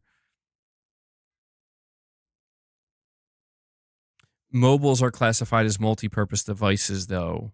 Consoles are classified as toys. Really? Are they literally classified as toys?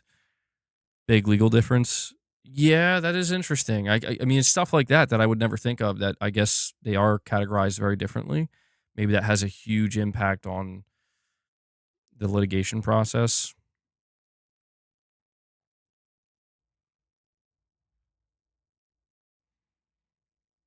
If Sony puts their store on Apple, then PlayStation has to share 30% of everything. Well, I thought the idea is Apple completely blocks that ability at all. Like Apple doesn't allow any storefront. Or is it that you can put the Epic Game Store on Apple, but everything that flows through your store, we get 30%. Is that the idea?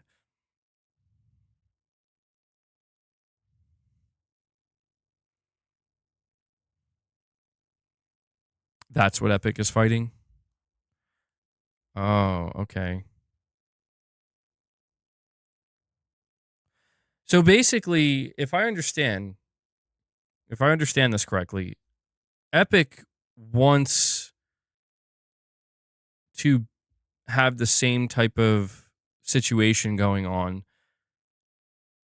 between them and Apple that Valve has with Microsoft, where Steam is available on Windows, on the Windows platform, but Microsoft makes no money from that. Right? Like, that's kind of what they want? Like, they want the Epic Game Store to be available on the Apple platform, but for Apple to not make any money off of it.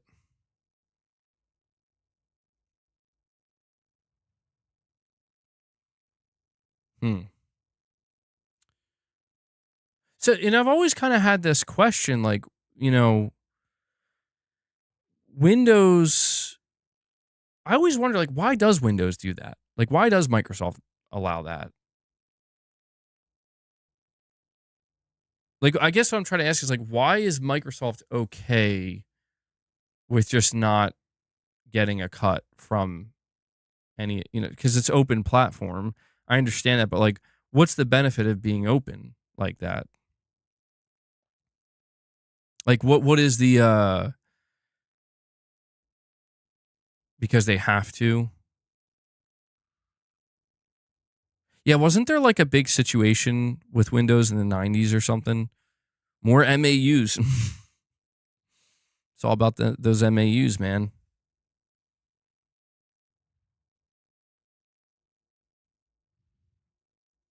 To sell to schools and businesses. Hmm. Maybe the idea is like, oh yeah, Windows and Internet Explorer in the 90s. It was their ethos though. But yeah, they got a giant antitrust and agreed to many things. Yeah, this stuff gets really complicated, man, where it's like, it's all about money and power, I guess. You know? I don't want to see any corporation become so powerful that they can have some kind of strong arm. Like, they can have an aggressive strong arm that truly will screw over consumers. I'm not for that.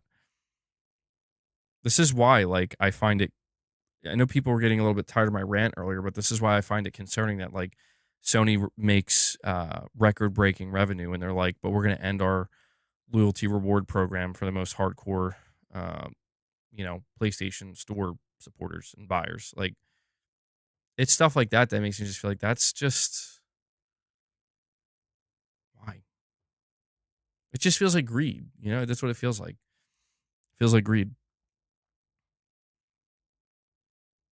Windows becomes less relevant as competitors are rising.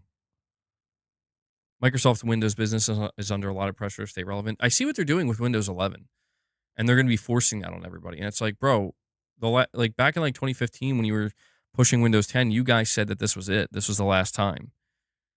And I'm annoyed. I mean, I use Windows, and I'm annoyed because it's like I don't want to use Windows 11. I've tried using it before, and it's just like, this is worse. Why do they always do that? I never understand that. Do I take Adderall? A lot of times my pupils are dilated. No, I don't take Adderall.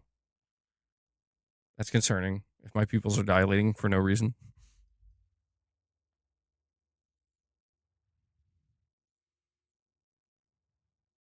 Every time they update Windows, they're like, we have a new version of Windows. It's just like worse.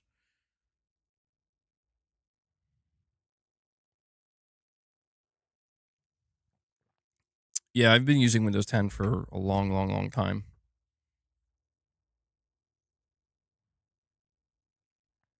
Pushing more AI features. Yeah, I don't know, everything just seems cooked, man. I saw this AI video, by the way. It's that guy. What's it? Marquise Brownlee? Is that his name? You guys know what I'm talking about?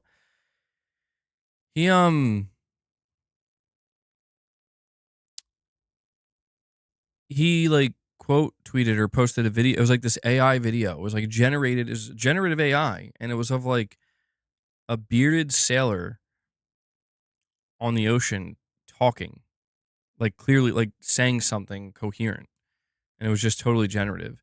And he was like, "Bro, we only got the Will Smith eating spaghetti AI a couple years ago." Like, basically highlighting how like the progress that's been made in just like 3 or 4 years is staggering. And I'm like, it's over. It's over. Cuz I watched that video and I'm like, what? When I say it's over, it doesn't have to be bad. Google VO dropped yesterday.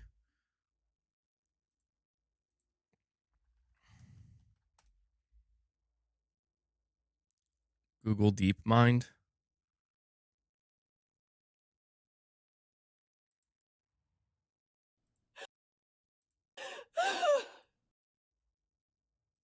And these are... Okay, hold on. We got to check this out. This looks crazy. See, I think this is super relevant because I think what we're seeing happen with AI is like, this is, I think, the future of media.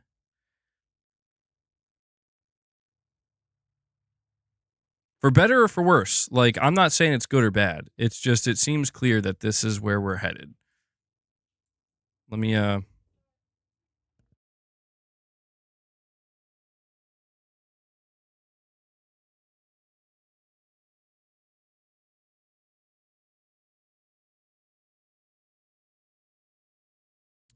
just give me a second so I can bring this up.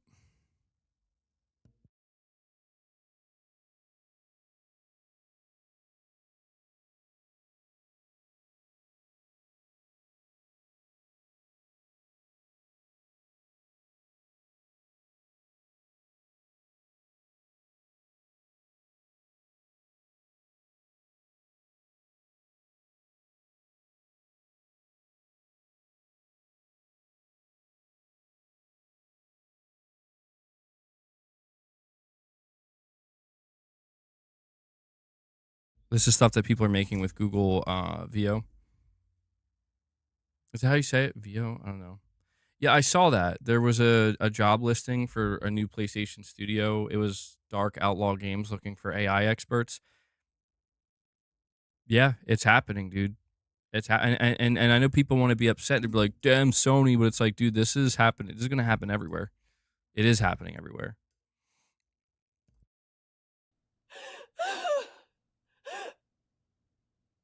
Do you think I am real? I'm Isaac Newton. I'm here to say gravity's the force that makes things sway.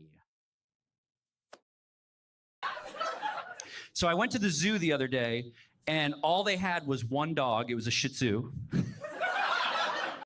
You know, this is AI. This is generative AI. And if you look close enough, luckily, and I don't know if it's just me, you can still tell. Like, you have to really pay attention, but there's like very subtle... AI has no jokes, man. You could tell, like, with the way his mouth moved when he went to go smile and laugh. It's like that something didn't look quite right there. So you can see like little blemishes, but oh my god, like the fact that this is just being generated, like, it's weird, man. It's weird. It's super compressed. Try to find the uncompressed one. It's even better.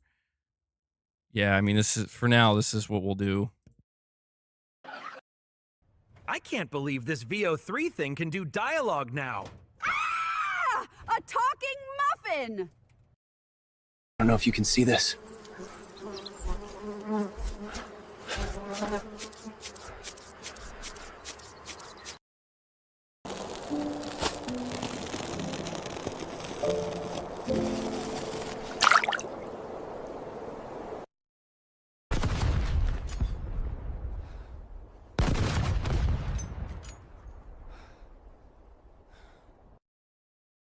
Okay, so this is how you start. You find a tree, and you just, like, you know, punch it down.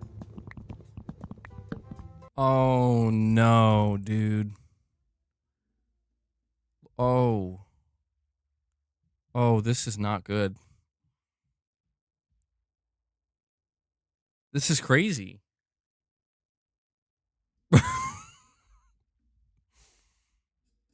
AI content creators, bro. Oh, no. Or maybe not. Maybe this is my way out.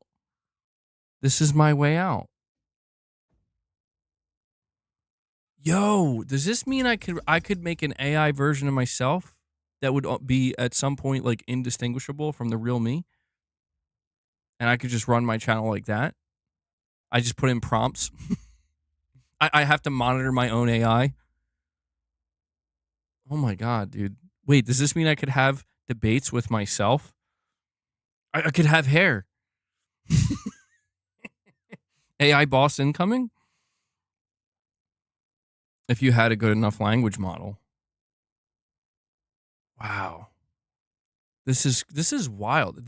This one here is freaking me out. This one here is freaking me out. No, it means we can have our own version of you without you. No, it's not the real thing, though. Oh, man. That's bad. I mean,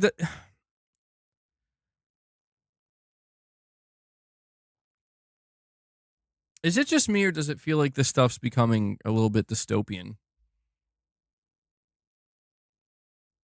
It's becoming pretty dystopian.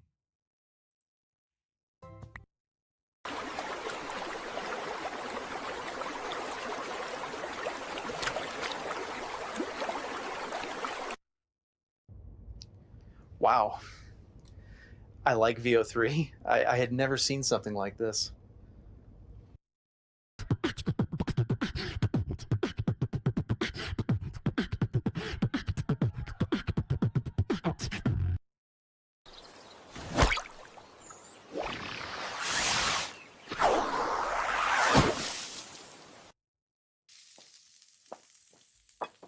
This is our signature dish, the lamb, which has been cooked slowly and is absolutely delicious.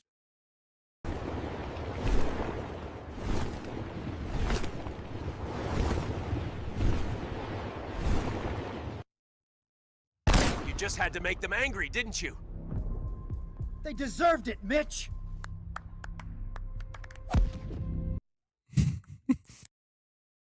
Bro, did he just say they deserved it, Mitch, or they deserved it, bitch? Oh man, this is wild though, dude. Yo, check my neck. I'm the giraffe, yo, and I am so tall. You're just a round, dumpy little ball.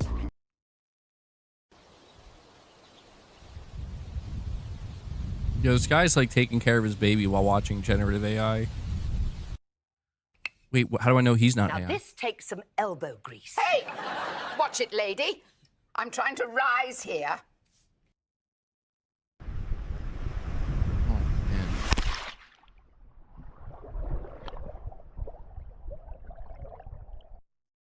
Did you know that Jason Calacanis was an early investor in Uber?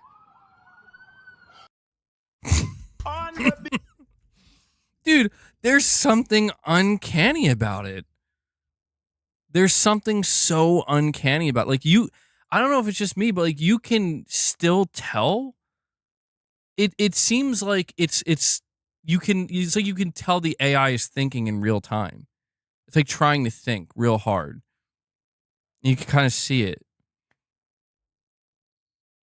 This is weird, man. Beach, ChatGPT drifts away. Gemini surfs the wave today. Okay, so that I think was like the most realistic one so far. Not this one, the one prior to that. That looked. This seems so real. Gemini surfs the wave today. That seems so real, dude.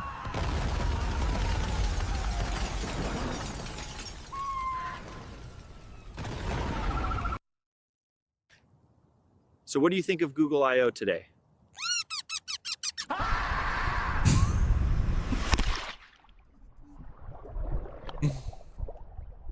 You see the gopher, you know?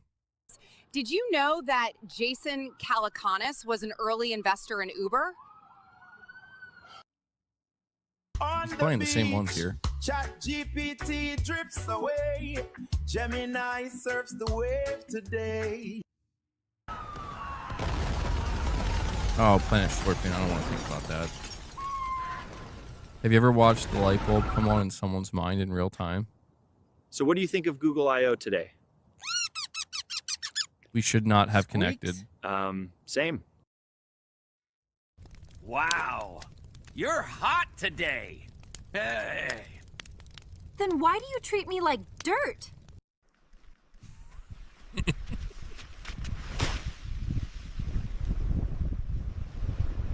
This is, dude, this is how games are going to be made soon.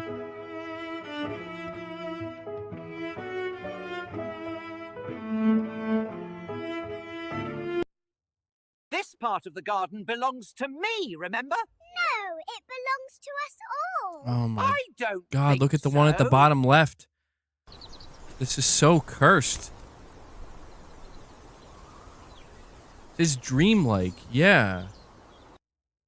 That's what there's. Yeah, there's like something dreamlike about it. Like it's uncanny. It's not. You can tell it's like not real, but it seems real. Engine schematics, steam in the air, my difference engine, beyond compare. Analytical dreams, way ahead of the game. Forget your abacus, whisper my name. Yo, I'm a potato, yeah, that's the name. I'm brown and round, I'm in the game.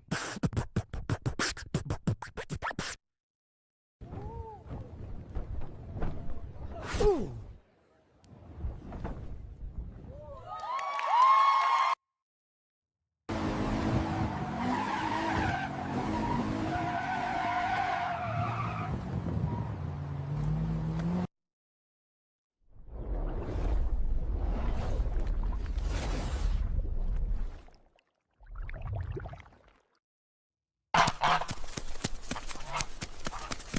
Untitled Goose Game 2.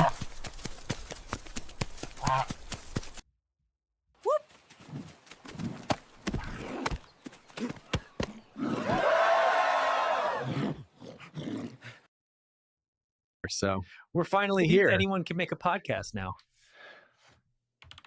I just don't know what to talk about. You could tell that one wasn't real. Now, you're saying the VO3, this just released yesterday? So this is all the stuff that people are just creating in like the first 24 hours. New idea for Press X Podcast. Wow. And it's only going to get better from here. This is wild.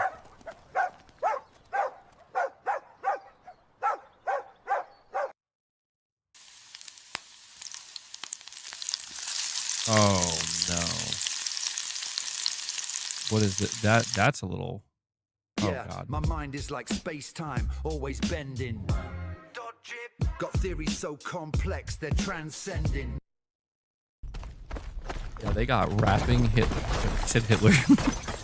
Rapping Einstein. Sorry, that wasn't Hitler. That was Einstein. I don't often get the two confused. Morning sustenance. But where is the heraldry? Are frosted honeys of the O's truly dragon-slaying fuel? And so you see, the artist, I did not mean by to simply disrespect bending Einstein this like that. single rod, has unleashed a maelstrom. See, this is what AI can never give you.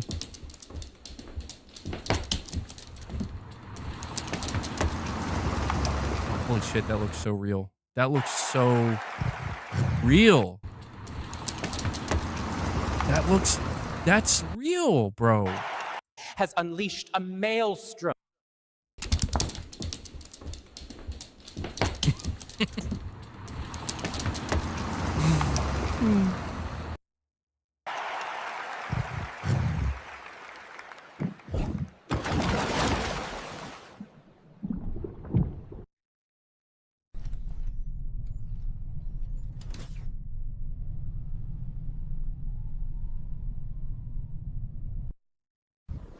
Oh, the snow is white and lovely, and I'm riding my board.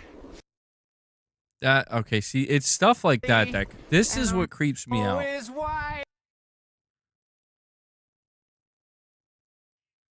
That looks like, I feel like this would be hard to tell that it's, maybe if you look closely at the tree. I don't know. And lovely, and I'm riding my board. I mean, what do you think of this?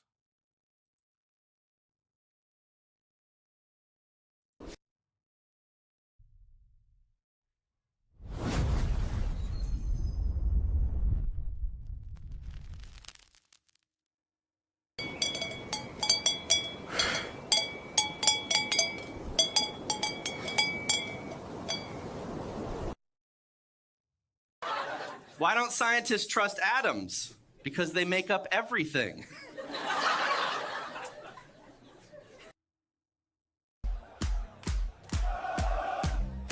Oh, one gorilla versus 100 men. Yeah, we flying high, VEO3 in the sky, we landing. Yeah, we landing, we're about to fly.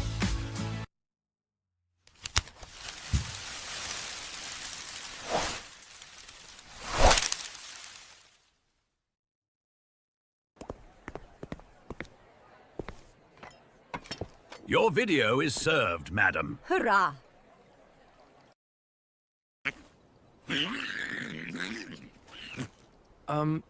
But tell me how you really feel.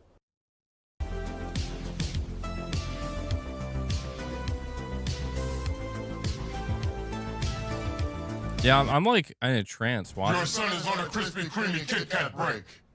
Who's gonna do the chores? Thanks, big brother. Wait, so that wasn't... Was that last one AI? That one seemed like a real ad. That one actually seemed real. Wow. That's crazy, man. Well, I guess we have a pretty good idea of where we're headed with this.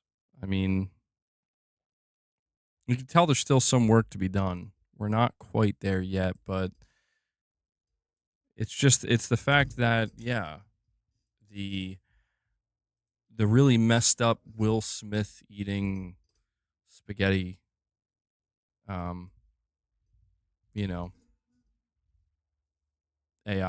to now this, where it's like, I mean, some stuff you actually can't tell. Uncanny Valley will exist for a while. I mean, I'm like wondering, like, when does it? I think the day we get past the Uncanny Valley, where you can't see and you can't identify anything. There's no conceivable way to be able to tell. Like, if you say that's AI, that's just a coin flip.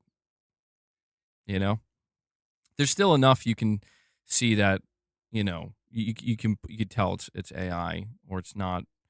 Specifically with, like, that one of the dudes snowboarding and singing, like, that was kind of creepy. The one of that dog leaving the house and then the ice cream truck driving by, like, that seemed real. Like, I would have a difficult time. Like, if there's almost something like ominous about these AI generations where it's like they do feel like they're missing something. Like, there's no purpose to them other than to just see what people can generate. And I think, like, that's where when people start using it with a greater purpose of, like, we need this to be as convincing as possible, then I think that's when it's going to become creepy. No, not creepy, but, like, you're not going to be able to tell. Wait until these AIs know you inside and out, and companies are able to seamlessly integrate subliminal advertisements into all of your games and content, continuously manipulating your purchases. I mean, maybe that's not so bad. Maybe that's better than them trying to guess.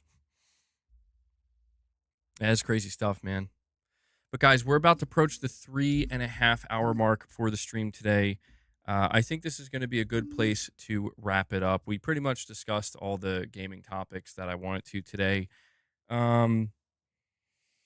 Before we head out here, though, yeah, we're beyond manipulating purchases. Before we do that, though, I want to extend a big thank you to everybody who showed support for the channel today. If you showed up and hung out for a while, I want to give a big thank you to everybody who dropped direct support. If you dropped any membership gifts, if you dropped any direct donations or super chats, I can only do what I do here because you guys make it possible. I promise I'm not an AI. And I also want to give a shout out to Devil Shooter, who does the timestamps for all of the streams. So if you guys see him in the comments, show him some love, give him some thanks. And, I know he appreciates it. He does a great job. And yeah, so that's going to do it for today's stream. Going to have to process all this AI stuff. It's getting weird out here, man. So please enjoy the rest of your day. We should be back here hopefully tomorrow. Just be on the lookout for that. And yeah, that does it. So, all right, guys. Boss looks kind of fake. Yeah, hold on. All right, yeah. Enjoy the rest of your day. Hit that like button on your way out, and I will catch you in the next one. Till then, take care, everyone.